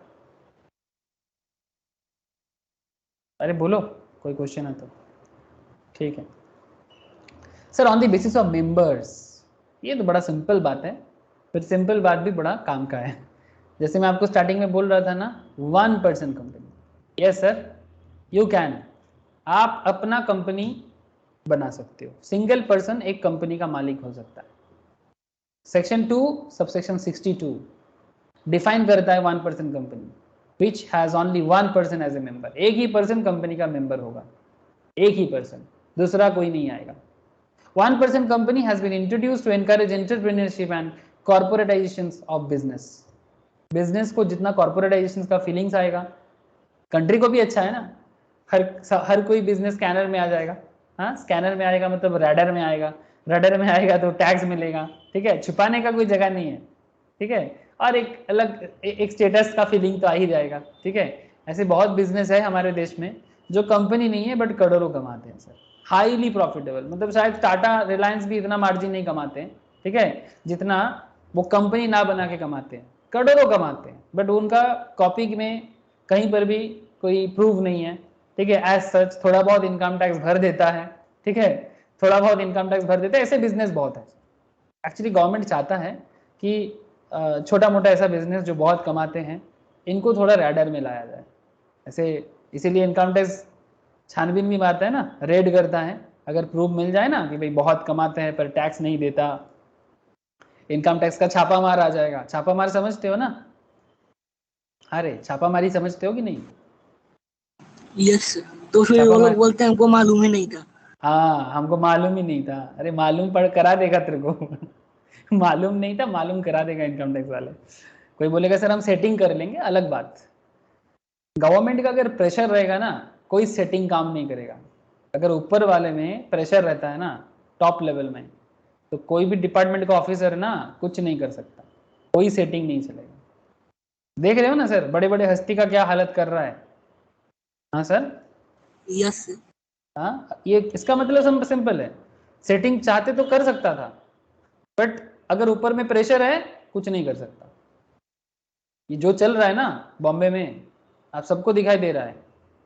ये खराब लग सकता है किसी किसी को, बट मेरे हिसाब से सच्चाई सामने आना चाहिए। कोई बोलेगा नहीं स्टार का बेटा है तो ज्यादा फुटेज खा रहा है, खाने दो फुटेज। स्टार लोग इतना फुटेज जो खाया, अब ऑफिसर लोग भी थोड़ा फुटेज खाएगा तो क्या प्रॉब्लम है हाँ, लेकिन सच्चाई तो सामने आ जाए। और एक स्टार सामने आया ना, स्टार किड्स, जानते हो ना? यस हाँ, मतलब वो खुद भी सेलिब्रिटी है, खुद भी एक्ट्रेस हो गया बड़ा फेमस, इतना कम उम्र में 72 करोड़ की मालिक बन गया है। दो तीन मूवी किया है, तीनों मूवी फ्लॉप हुआ है, इतना पैसा कहाँ से आया? क्वेश्चन है। अभी मैं उनको गिल्टी नहीं बोल रहा हूँ, जब तक प्रूव नहीं होता तब तक गिल्टी कैसे, है ना? कोर्ट तो बताती है हमेशा, हमारा लॉ, जब तक प्रूव नहीं है तब। हाँ बोलो सर। कौन सर? पता नहीं कौन। अनन्ना पांडे, ओ, चंकी पांडे का बेटी, चंकी पांडे की बेटी। चंकी पांडे की बेटी, ठीक है। वो चंकी पांडे का एक फेमस डायलॉग याद आ रहा है, क्या? I am I'm joking रे, हाँ I'm joking रे। क्या बता सर। चलो देखो, तो 1% कंपनी का गवर्नमेंट का कॉन्सेप्ट बड़ा सिंपल है। OPC differs from sole proprietorship concern, हाँ, in an aspect that OPC is a separate legal entity with a limited liability of the member, whereas in the case of sole proprietary the liability of owner is not restricted। हाँ sir, sole proprietorship में आपका liability complete level में आ जाएगा and it extends to the owners entire asset constituting of official and personal, ठीक है। But 1% company में सिर्फ ऑफिशियल एसेट आएगा, पर्सनल एसेट नहीं आएगा, ये वाला बात अच्छा है sir.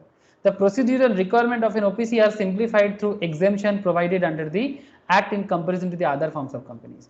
According to Section 3, Subsection 1, Clause C of the Companies Act 2013, OPC is a private limited company. बात point to be noted sir, OPC एक private company ही है, with a minimum paid up share capital as may be prescribed and has at least one member.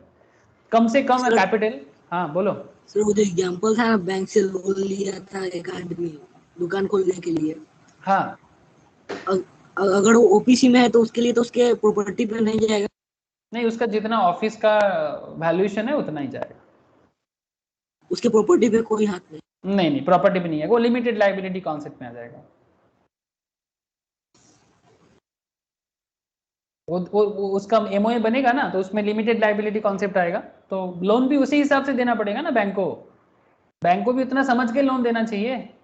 हाँ, ऐसा दुकान खोल के loan दे देंगे क्या? बैंक देखेगा भाई लिमिटेड कंपनी है तो उतना ही लोन दो जितना रीपे कर सकता है, या फिर बाद में उनका ऑफिस के एसेट बेच के आप निकाल सकते हो। बैंक ये सब चीज़ों में आजकल बड़ा फोकस हो रहा है सर। पहले ज़माने में क्या था ना, बैंक में जो ऑफिसर्स लोग थे, ये जो सरकारी बैंक था, इतना एनपीए बढ़ा है, क्यों? इतना लॉस कैसे हो सकता है सर? हाँ, कभी सोचा है आप लोगों ने? हाँ,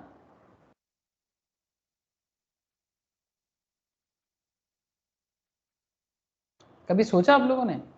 बैंक से एनपीए कितना, देखो सर, खबर भरा खबर है, ये 2020 का है। बैंक से NPA decline to 8.34 trillion. Last year Indian government को 20 लाख करोड़ डालना पड़ा था, बैंक का इतना नॉन परफॉर्मिंग एसेट्स हो गया है।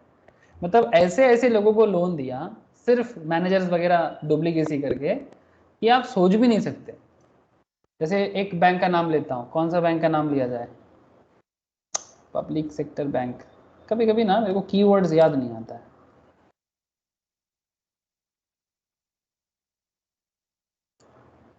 पब्लिक सेक्टर्स में फेमस कौन है सर हमारे देश में? स्टेट बैंक है, बैंक ऑफ बड़ौदा है, कनारा बैंक है, पीएनबी है।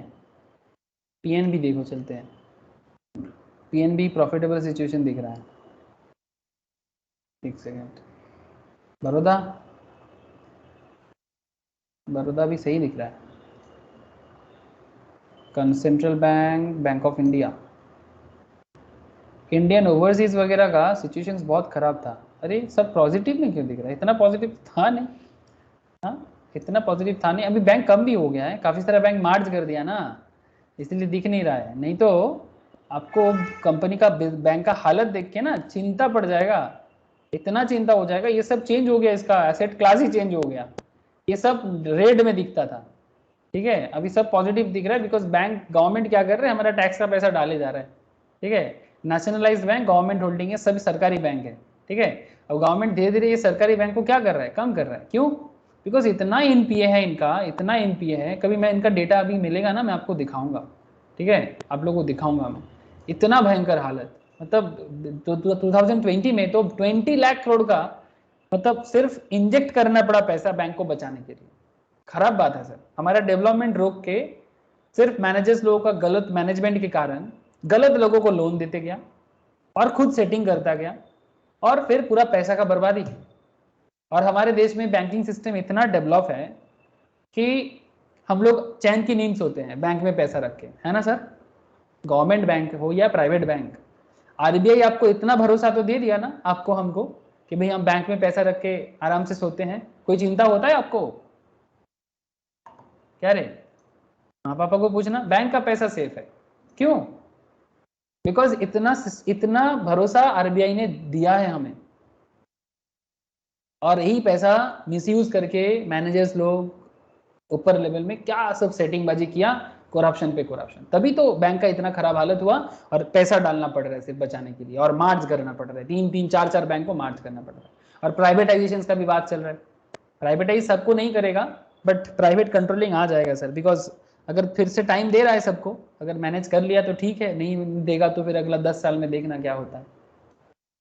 मौका सबको दिया जाता है, 1947 तो सभी चीज सरकारी था, सरकार अगर अच्छा काम करता गवर्नमेंट लेवल में जितना ऑफिशियल्स है तो किसी भी चीज को प्राइवेटाइज करने का जरूरत ही ना पड़ता है ना, लेकिन सब किया नहीं ठीक टाइम पे, टाइम का चीज इतना टाइम मिला, अब इकोनॉमी जब बेकार हालत में जा रहा है तब बचाने के लिए करना पड़ेगा।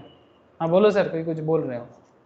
सर अभी रिसेंट ट्रेंड में ये एयर इंडिया के साथ भी तो वही हुआ, पहले भी तो एयर इंडिया टाटा का था, फिर गवर्नमेंट ने एक्वायर किया एंड फिर जब नहीं रन नहीं कर पाने की वजह से फिर से प्राइवेटाइज कर दिया। Yes sir, yes yes you are right, समझ में आ रहा है ना, एग्जैक्टली सर, गवर्नमेंट कंपनीज का जो बात किया आपने, एयर इंडिया का जो बात किया आपने, एकदम सही बोला, पहले एयर इंडिया टाटा का ही था, फिर एयर इंडिया टाटा से एक्वायर किया था गवर्नमेंट इंडिपेंडेंस के बाद, ठीक है, बिकॉज इंडिपेंडेंस के बाद एक्चुअली हर चीज़ गवर्नमेंट लेना चाहा, है ना, गवर्नमेंट बोला कि मेरा कंट्रोलिंग रहेगा, ठीक है, तो स्टार्टिंग में नाम का मिक्स्ड इकोनॉमी था but government controlling, public sector controlling पूरा का पूरा था, ठीक है, और फिर देखो टाटा के पास फिर से जिसका चीज़ उसके पास, संभाल ही नहीं पाया, अब हालत देख सकते हो, 8,000-9,000 करोड़ का लॉस, ये भी कुछ सालों में गवर्नमेंट बहुत पैसा दिया इसको बचाने के लिए, कैपिटल इंक्लूड कर करके बैलेंस शीट को थोड़ा सा बेहतर बनाया, ये 15-20 30,000 करोड़ के आसपास का था, ये सब कैपिटल इंक्लूड मतलब इनफ्लो कर करके कैपिटल बढ़ा के इसको हालत को ठीक किया गया, फिर भी 9,000 करोड़ का लॉस है। समझ सकते हो ना, गवर्नमेंट लेवल का मैनेजमेंट सीरियसली ये बहुत खराब है हमारे देश में, गवर्नमेंट लेवल में मैनेजमेंट इतना खराब है कि क्या बात करें, किसी भी सरकारी ऑफिस में जाके ही समझ में आ जाता है ना कोई काम नहीं करता, यस सर। एक दो को छोड़ के, अगर एक दो अच्छा है ना उसको भी करने नहीं देगा, जिस दिन जॉब मिलता है सब ईमानदार बन के जाते हैं, उसके बाद सिस्टम इतना करप्टेड है कि अच्छा इंसान भी अच्छा नहीं रह सकता, अच्छा इंसान भी अच्छा नहीं रह सकता। कुछ डिपार्टमेंट है जैसे इंडियन रेलवे अच्छा काम करता है सर, कंपेरेटिवली काफी अच्छा काम करते हैं, कुछ कुछ डिपार्टमेंट को काम करना पड़ता है, कोई कुछ डिपार्टमेंट है ऐसा दिखता है ना जैसे मतलब सब उनका मतलब पापा का राज चल रहा है उनका, हाँ मतलब ऐसा लगता है कि जैसे वो गद्दी में वो मतलब पैदा इसी बैठ गया है उसको, आप जाके कुछ पूछोगे इधर नहीं होगा। हाँ স্যার এই বাগুইআটিতে রেশন অফিস আছে না আপনাদের বাগুইআটির দিকে? हाँ ওখানে গেছিলাম স্যার, যা কাজ এত বাজে স্যার, ওদের সাথে ঝামেলায় লেগে গেছি, झमेला मतलब কাজই করতে চায় না স্যার। राजस्थान में वो तो ऑलरेडी, राजस्थान में राशन सिस्टम प्राइवेटाइज्ड हो गया जानते हो, ये करप्शन के कारण। राजस्थान में बिग बाजार जो है ना अपना फ्यूचर ग्रुप को गवर्नमेंट ऑफ मतलब ये गवर्नमेंट ऑफ राजस्थान ने फ्यूचर ग्रुप को बोला कि आपका इतना अच्छा सिस्टम है, आप ही काम करो, आप राशन सिस्टम संभालो, उसको दे दिया, ये इतना करप्शन के कारण, मतलब सिटी में दिया अभी, लेकिन उसको लेके भी बहुत बवाल मचा, देखो सब पैसा खा रहा है। हाँ अरे भाई तुम लोग काम करोगे तो कौन पैसा खाएगा, काम क्यों नहीं करता, कोई काम के लिए जाओ, अभी नहीं बाद में आओ, यहाँ नहीं उस ऑफिस में जाओ, उस ऑफिस में नहीं इस ऑफिस में आओ, तो क्या है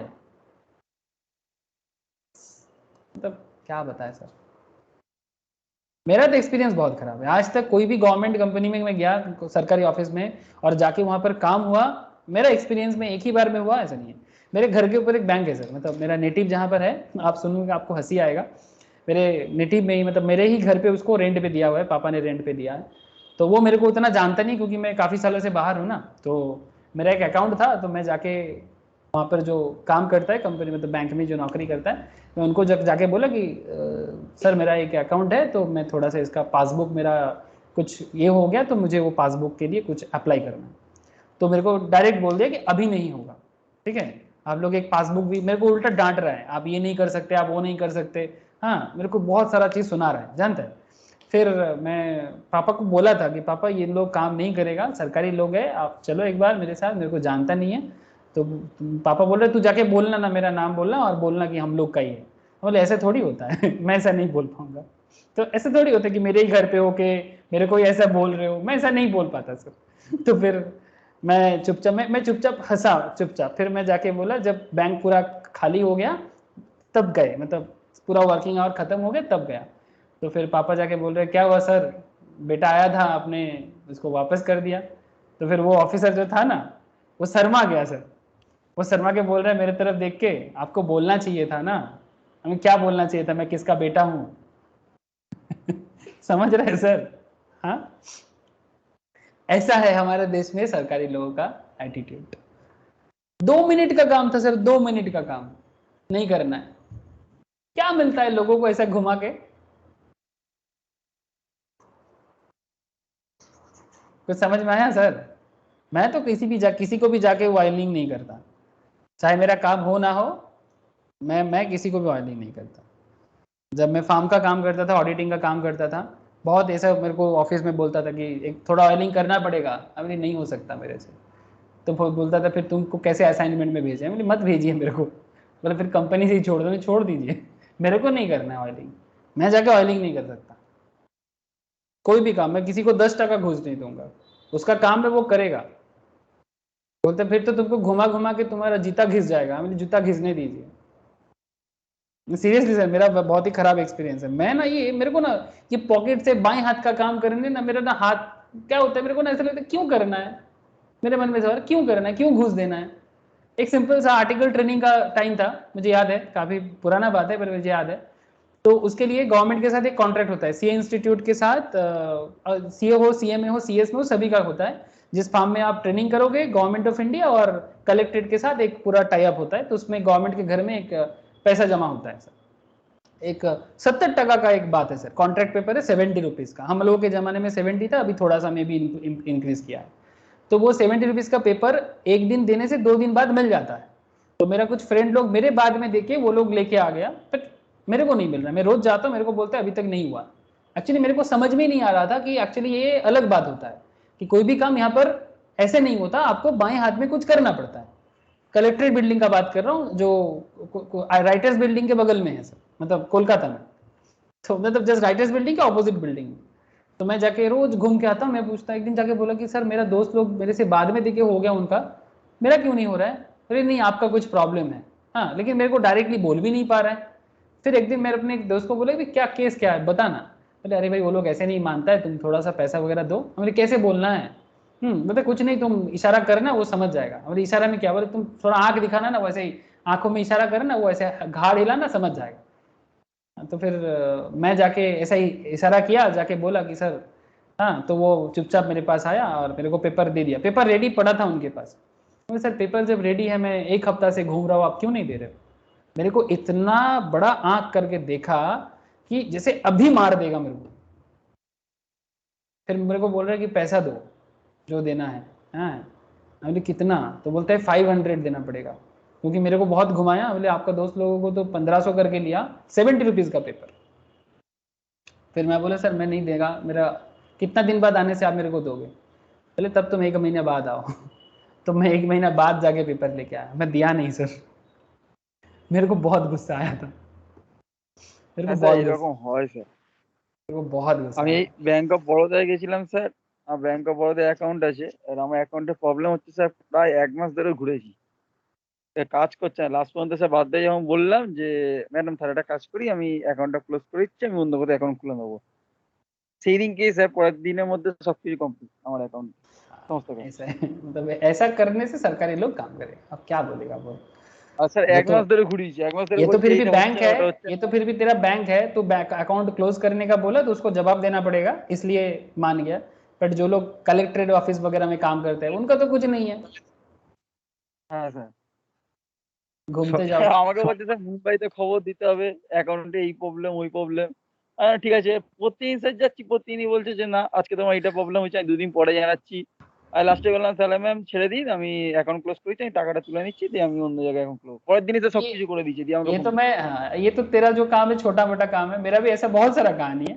ये तो मैं एकदम छोटा कहानी बोला, मतलब एक सिंपल स्टूडेंट लाइफ में क्या होता है, उसके बाद वर्किंग लाइफ का तो छोड़ ही दो, उसमें तो बात जितना कम करे उतना ही अच्छा है। वर्किंग लाइफ का बात जितना कम करे उतना ही अच्छा है। স্যার चलो छोड़ो। সম্পদের এরকম প্রবলেম হবে স্যার, সম্পদ মিনিমাম ব্যালেন্সের কম রাখে, 100-200 টাকা করে রাখে অ্যাকাউন্টে। अच्छा चुप रहे तुम হ্যাঁ लोग। ठीक है, तुम लोग ना ये सब चुप रहो, एक दूसरे का बदनामी करना बंद करो क्लास में। अच्छा ठीक। কোয়ার্টারলি রাখে না, ওই জন্য এরকম প্রবলেম পড়তে হয়। अच्छा अच्छा ठीक है। संपत देख तेरा तेरा sir. तेरे बारे में ये सब उल्टा सीधा क्लास में बोल रहा है, पब्लिक कर रहा है, तो छोड़ना मत हाँ स्नेहस को। স্নেহের থেকে দিয়ে দেবো স্যার, অসুবিধা কি আছে? আমার ব্যালেন্স কম থাকলে স্নেহ দিয়ে দেবে। अच्छा ठीक है चलो आओ सर। ओपीसी, ओपीसी का सिग्निफिकेंट पॉइंट देखो कि ओपीसी का क्या क्या कैरेक्टरिस्टिक है। चलो सर थोड़ा मजाक हो गए, थोड़ा कहानी भी सुन लिए। Sir only 1 person as a member, minimum paid up capital no limit prescribed, but कम से कम हाँ 1-2 लाख से बन जाएगा सर। कंपनी बनाओगे कम से कम लाख रुपया तो खर्चा लोग कर ही लेगा, और 1 लाख से बन जाएगा, 1-2 लाख में कंपनी बना देगा, कोई लिमिट नहीं है, नो लिमिट प्रेस्क्राइब, 1000-10,000 में भी बना दे सकता है।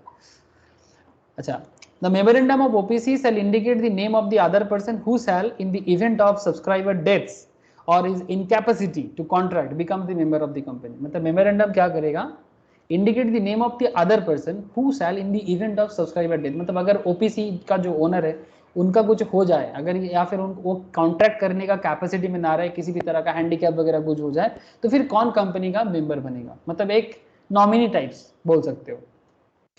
The other person whose name is given in the memorandum shall give his prior written consent in the prescribed form, मतलब जिनके बारे में वो बोल के जाएगा कि अगर मैं नहीं रहूं तो ये रहेगा, and the name shall be filed with register of companies at the time of incorporation। Company बनाने के टाइम पे ही बता देना पड़ेगा कि भाई अगर मैं ना रहूं तो कौन कंपनी का रिस्पॉन्सिबिलिटी लेगा, किसको ओनर माना जाएगा। Such other person may be given the right to withdraw his consent. हाँ बीच में अगर किसी को लगे कि भाई मैं कंपनी का ओनर नहीं बनूंगा इसके मरने के बाद, ठीक है, तो फिर वो बीच में अपना कंसेंट विदड्रॉ भी कर सकता है। द मेंबर ऑफ ओपीसी में at any time change the name of such other person, मतलब और जो मेंबर ऑफ द ओपीसी है वो किसी भी टाइम पे जिसको कंपनी का मतलब बेसिकली ओनर बना के जाने का सोच रहा था वो बदल सकता है नोटिस देके आरओसी को, ठीक है। Any such change in the name of the person, इससे किसका problem,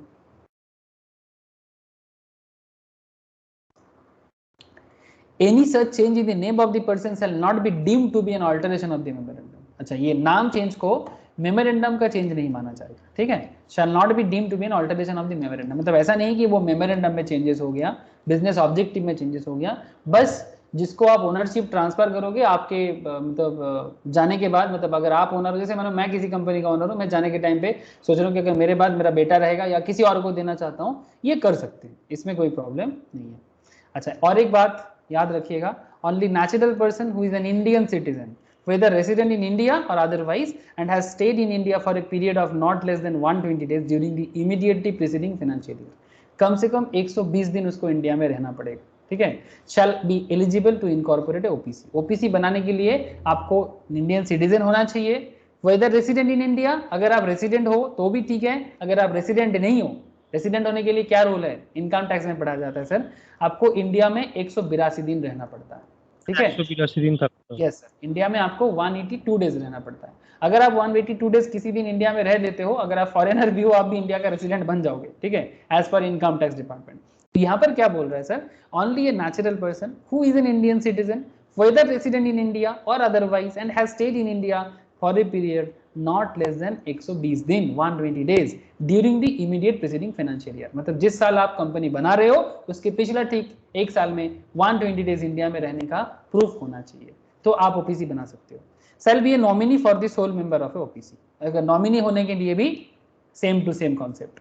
no person shall be eligible to incorporate more than one OPC, मतलब आप एक से ज्यादा ओपीसी में नहीं आ सकते और become nominee in one more than such company, मतलब एक से ज्यादा कंपनी में आप ना तो नॉमिनी बन सकते हो और ना ही आपका एक से ज्यादा ओपीसी आपके नाम पे बन सकता है।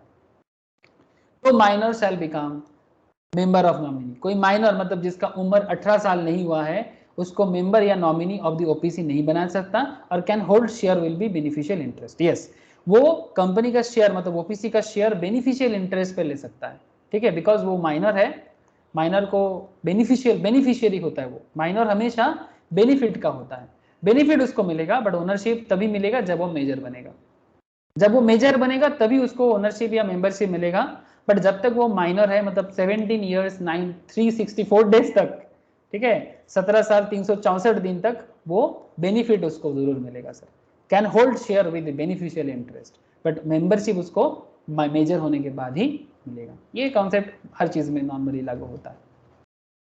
जैसे माइनर पार्टनरशिप में बात करेंगे ना, पार्टनरशिप में माइनर पार्टनर नहीं बन सकता, बट माइनर को बेनिफिशियरी बना जा सकता है, पार्टनर इन बेनिफिट, ठीक है, ये पार्टनरशिप में भी बोला जाता है।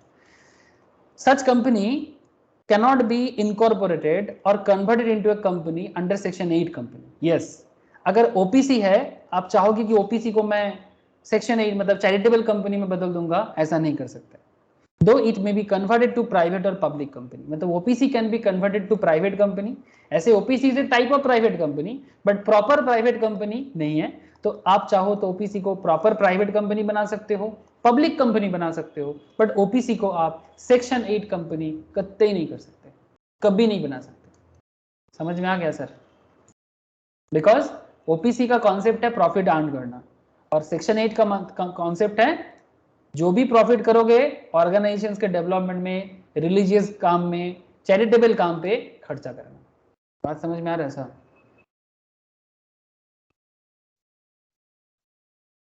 हेलो, बोलो सर, समझ में आ रहा है कि नहीं आ रहा है? 1% कंपनी क्या कर सकता है और क्या नहीं कर सकता सर? और एक बात, such company can not carry out non banking financial investment activities, मतलब कोई बैंकिंग काम, नॉन बैंकिंग काम, मतलब NBFC, non banking financial investment, bank तो नहीं बना सकता, even non banking financial activities भी नहीं कर सकता, including investment in securities of any body corporate, किसी कंपनी का इन्वेस्टमेंट कंपनी भी नहीं बन सकता।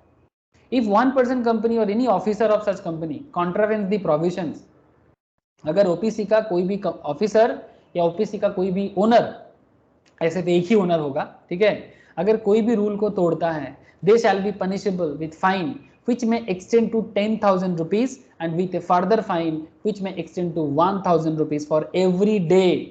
जितना दिन तक गलती नहीं सुधारेगा, पर डे का 1,000 रुपया और फाइन एट ए टाइम 10,000 का, after the first during which such contravenes continues, जितना दिन तक गलती नहीं सुधरेगा। याद रहेगा सर ओपीसी?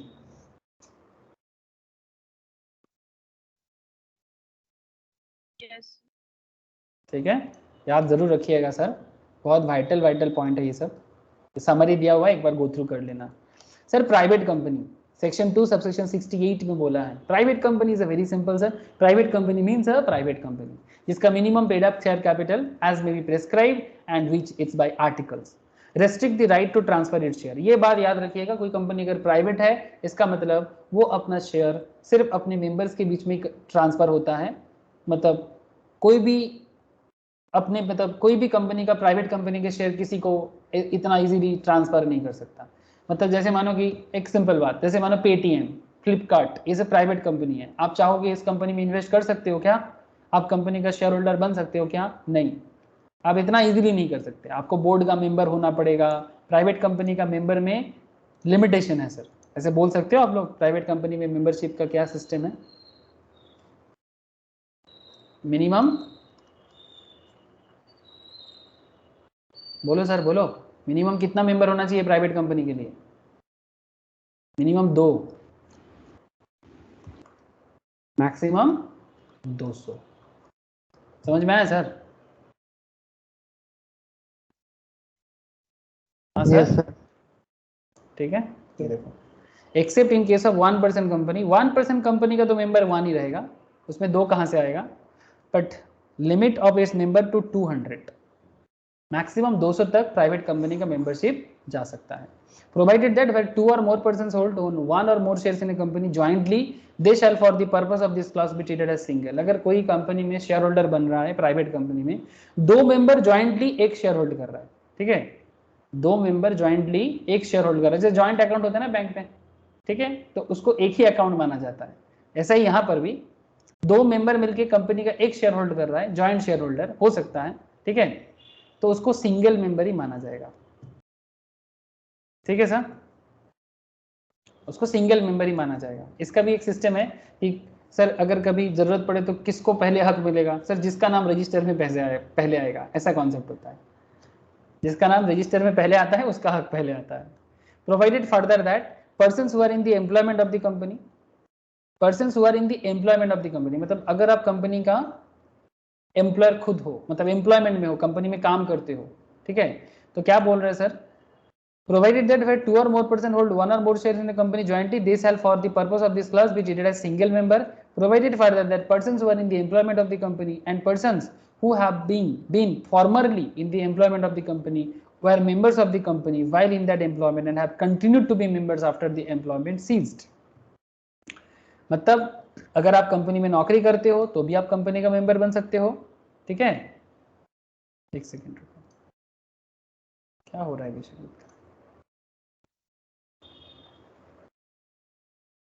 देखो ध्यान से देखो, persons who are in the employment of the company and persons who having been formerly, मतलब पहले एम्प्लॉयमेंट में थे अभी नहीं है, were member of the company while in that employment have continued to be members after employment cease, मतलब employment खत्म हो गया उसके बाद भी मेंबरशिप है, shall not be included in the number of members, इनको मेंबर्स के अंदर इंक्लूड नहीं किया जाता। किसको?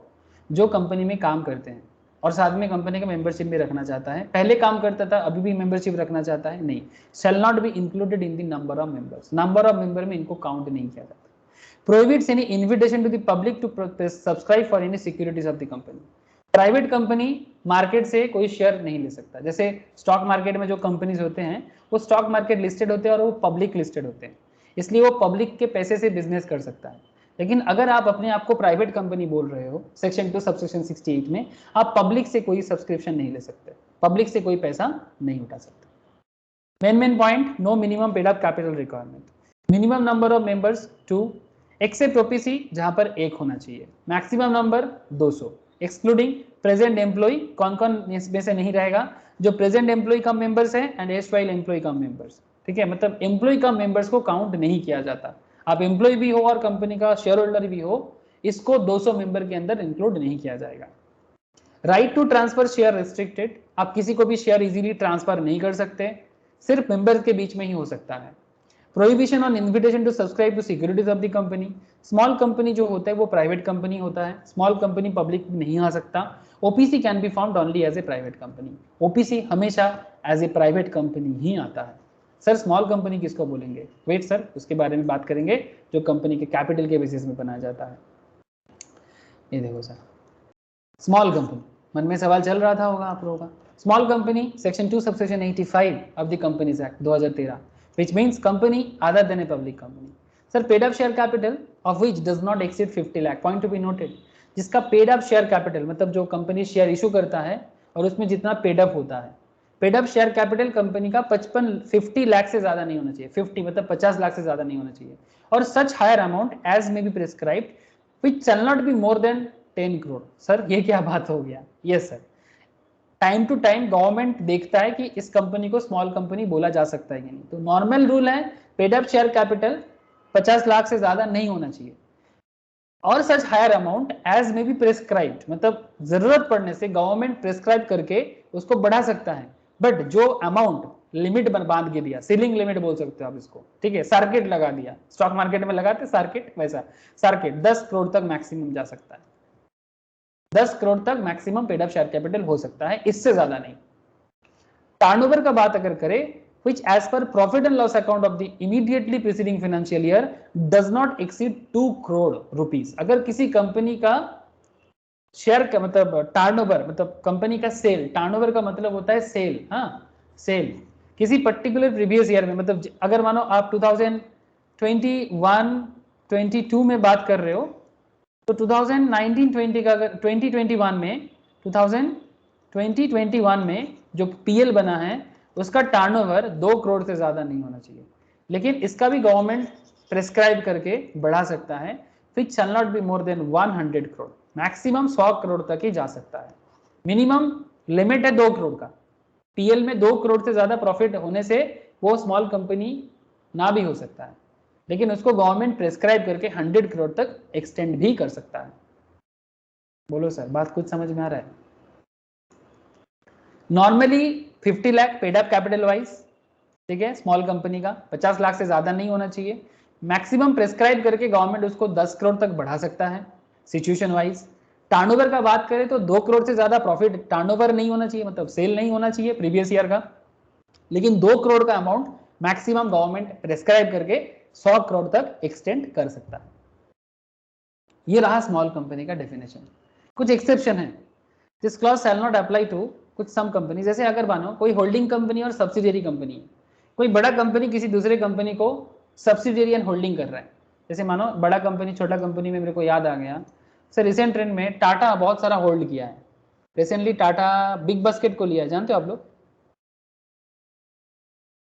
अरे पता है क्या? Yes. बिग बास्केट पे टाटा का होल्डिंग आ गया। आजकल टाटा एडवर्टाइजमेंट भी ऐसा दे रहा है, इट्स अ टाटा कंपनी। ये देखो बिग बास्केट के ब्रांड के नीचे क्या लिखा हुआ है, टाटा एंटरप्राइज। हाँ सर, टाटा एंटरप्राइज। कितना टाटा ग्रुप का स्टेक है? In February 2021 the Tata group acquired 64.3% stake in Big Basket around 9,500 crore देके। कितना? 9,500 करोड़ दिया, 9,500 करोड़ टाटा का हो गया। ऐसे होल्डिंग कंपनी होने के लिए टाटा बिग बास्केट का क्या बन गया? होल्डिंग बन गया, ठीक है। और बिग बास्केट टाटा का क्या बन गया? बिग बास्केट टाटा का क्या बन गया? सब्सिडियरी, ठीक है। तो मिनिमम 51% होना चाहिए कि अगर टाटा का 51% मिनिमम स्टेक बिग बास्केट में होता है तो वो टाटा का होल्डिंग हो जाए, मतलब सब्सिडियरी और टाटा उसका होल्डिंग, ठीक है। मैं इसको ऐसे बोलता हूं सर, टाटा इज ए बाप company, big basket is a बेटा कंपनी। चलेगा sir? Only for the remembering purpose. Tata holding है, होल्डिंग मतलब बाप कंपनी, ठीक है। साउंड स्लैंग बट फिर भी ओनली फॉर रिमेंबरिंग पर्पस। ये बाप कंपनी है, ये बेटा कंपनी है। बेटा मतलब सब्सिडियरी, बाप मतलब होल्डिंग। याद रहेगा क्या? Yes sir. सर मानो कि किसी कंपनी का, से फॉर एग्जांपल कि बिग बास्केट, एग्जांपल के तौर पे, ऐसे बिग बास्केट बड़ा कंपनी है, स्मॉल कंपनी नहीं है, ठीक है। अगर किसी कंपनी का मानो कि बिग बास्केट का 2 करोड़ का टर्नओवर है, ठीक है, लेकिन बिग बास्केट पे होल्डिंग टाटा का है, तो क्या बिग बास्केट को स्मॉल कंपनी बोलेंगे? नहीं। अगर किसी स्मॉल कंपनी में किसी का टर्नओवर स्मॉल कंपनी जैसा है बट उसका होल्डर जो है, उसका होल्डिंग कंपनी जो है वो बड़ा कंपनी है, तो उसको स्मॉल कंपनी नहीं बोलेंगे। समझ में आया? স্যার তাহলে অ্যানুয়ালি কি মান্থলি যে প্রফিটটা হবে তাহলে সেটা কি টাটার কাছে তো ভাগ যাবে, মানে টাটারও তো ऑब्वियसली কিছু हाँ। থাকে एनुअली পার্সেন্টেজ, परसेंटेज मतलब ये, इसका मतलब যে क्या? পার্সেন্ট যে পার্সেন্টেজে স্যার ইয়ে করেছে হোল্ডিং করেছে যে यस পার্সেন্টেজ। एग्जैक्टली, मतलब बिग बास्केट अगर 100 रुपया कमाएगा तो उसका 64.3% टाटा का है। सिंपल मतलब है इसका, इससे सिंपल मतलब। अगर बिग बास्केट 100 रुपीज कमाएगा तो 64 टाटा का। হোল্ডিং हाँ बोलो। তো টাটা যদি কোনোদিন হোল্ডিং ছাড়তে পারবে। हाँ, अगर कोई दूसरा बेचने के लिए आएगा तो क्यों नहीं छोड़ेगा? ऐसा हुआ है तो प्राइवेट लेवल বিগ में हुआ বাস্কেট है। ছাড়িয়ে দিতে পারবে। বিগ हाँ, বাস্কেট बिग बास्केट नहीं, बिग बास्केट कैसे छोड़ेगा? अभी तो टाटा का कंट्रोलिंग हो गया। যেহেতু ওর শেয়ার বেশি আছে। हाँ ऑब्वियसली, अभी बिग बास्केट के हाथ में पावर नहीं है। अभी टाटा के हाथ में पावर चला गया। अगर 51% से कम होता तो बिग बास्केट का वोट से बन सकता था। वोटिंग पावर डिपेंड মানে करता স্যার है। যদি বিগ বাস্কেট যদি আমরা নিজে বিগ বাস্কেট যে ওনার সে যদি ভাবে যে ছেড়ে দেবে তাহলে সে ব্যবসায়ী ছেড়ে দেবে, পুরোটাই টাটার হয়ে যাবে। हाँ हाँ, एकदम वो स्टेक बेच के चला जाएगा। छोड़ेगा मतलब क्या? बेचना पड़ेगा। বাদ বাকি শেয়ারটা বেচে দিয়ে চলে গেল। हाँ एकदम। जैसे ये देखो फ्लिपकार्ट, फ्लिपकार्ट का ओनर कौन है देख, ओनर का लिस्ट देख, जल्दी देख। ये प्राइवेट कंपनी है। हाँ, वॉलमार्ट 82%, बट वॉलमार्ट बाद में आया सर। वॉलमार्ट आया 2016 में, मोस्ट प्रॉब्ली 16-17 में। उससे पहले यहाँ पर ये आज नहीं है अभी, टाइगर ग्लोबल का अच्छा स्टेक था, वो भी थोड़ा सा छोड़ दिया। और सबसे ज़्यादा था सॉफ्ट बैंक का, था जापान का, उसमें भी अच्छा खासा होल्डिंग था, मतलब ऑलमोस्ट 37% के आसपास।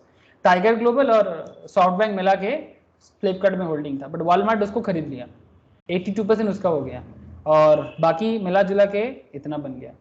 तो अभी बेसिकली देखो, बिनी बंसल जो एक्चुअली ओनर है, और एक ओनर है सचिन बंसल, वो तो छोड़ के चला गया, बट बिनी अभी भी है। बिनी अभी भी है, दो दोस्त है, बिनी बंसल सचिन बंसल। सचिन के पास अभी भी 3-4% है, बट बिनी छोड़ के चला गया, सॉरी सचिन छोड़ के चला गया। माइक्रोसॉफ्ट भी इन्वेस्टमेंट करके रखा है, एससेल का भी है, ठीक है। बाकी सब मिला के इतना 30,000 लोग काम करते हैं। पेरेंट है वॉलमार्ट, ठीक है, मतलब होल्डिंग है ये बेसिकली। सब्सिडियरी कौन है इसका? वॉलमार्ट का सब्सिडियरी देखो, मिंट्रा है, फोन पे है, ई कार्ड है, जीप्स है, क्लियर ट्रिप है।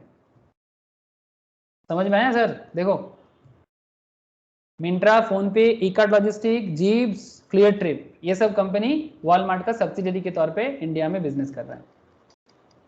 ब्रांड का नाम है फ्लिपकार्ट। স্যার তাহলে কি বিগ বাজার কি তাহলে অ্যামাজনের সাবসিডিয়ারি হিসেবে কাজ করে?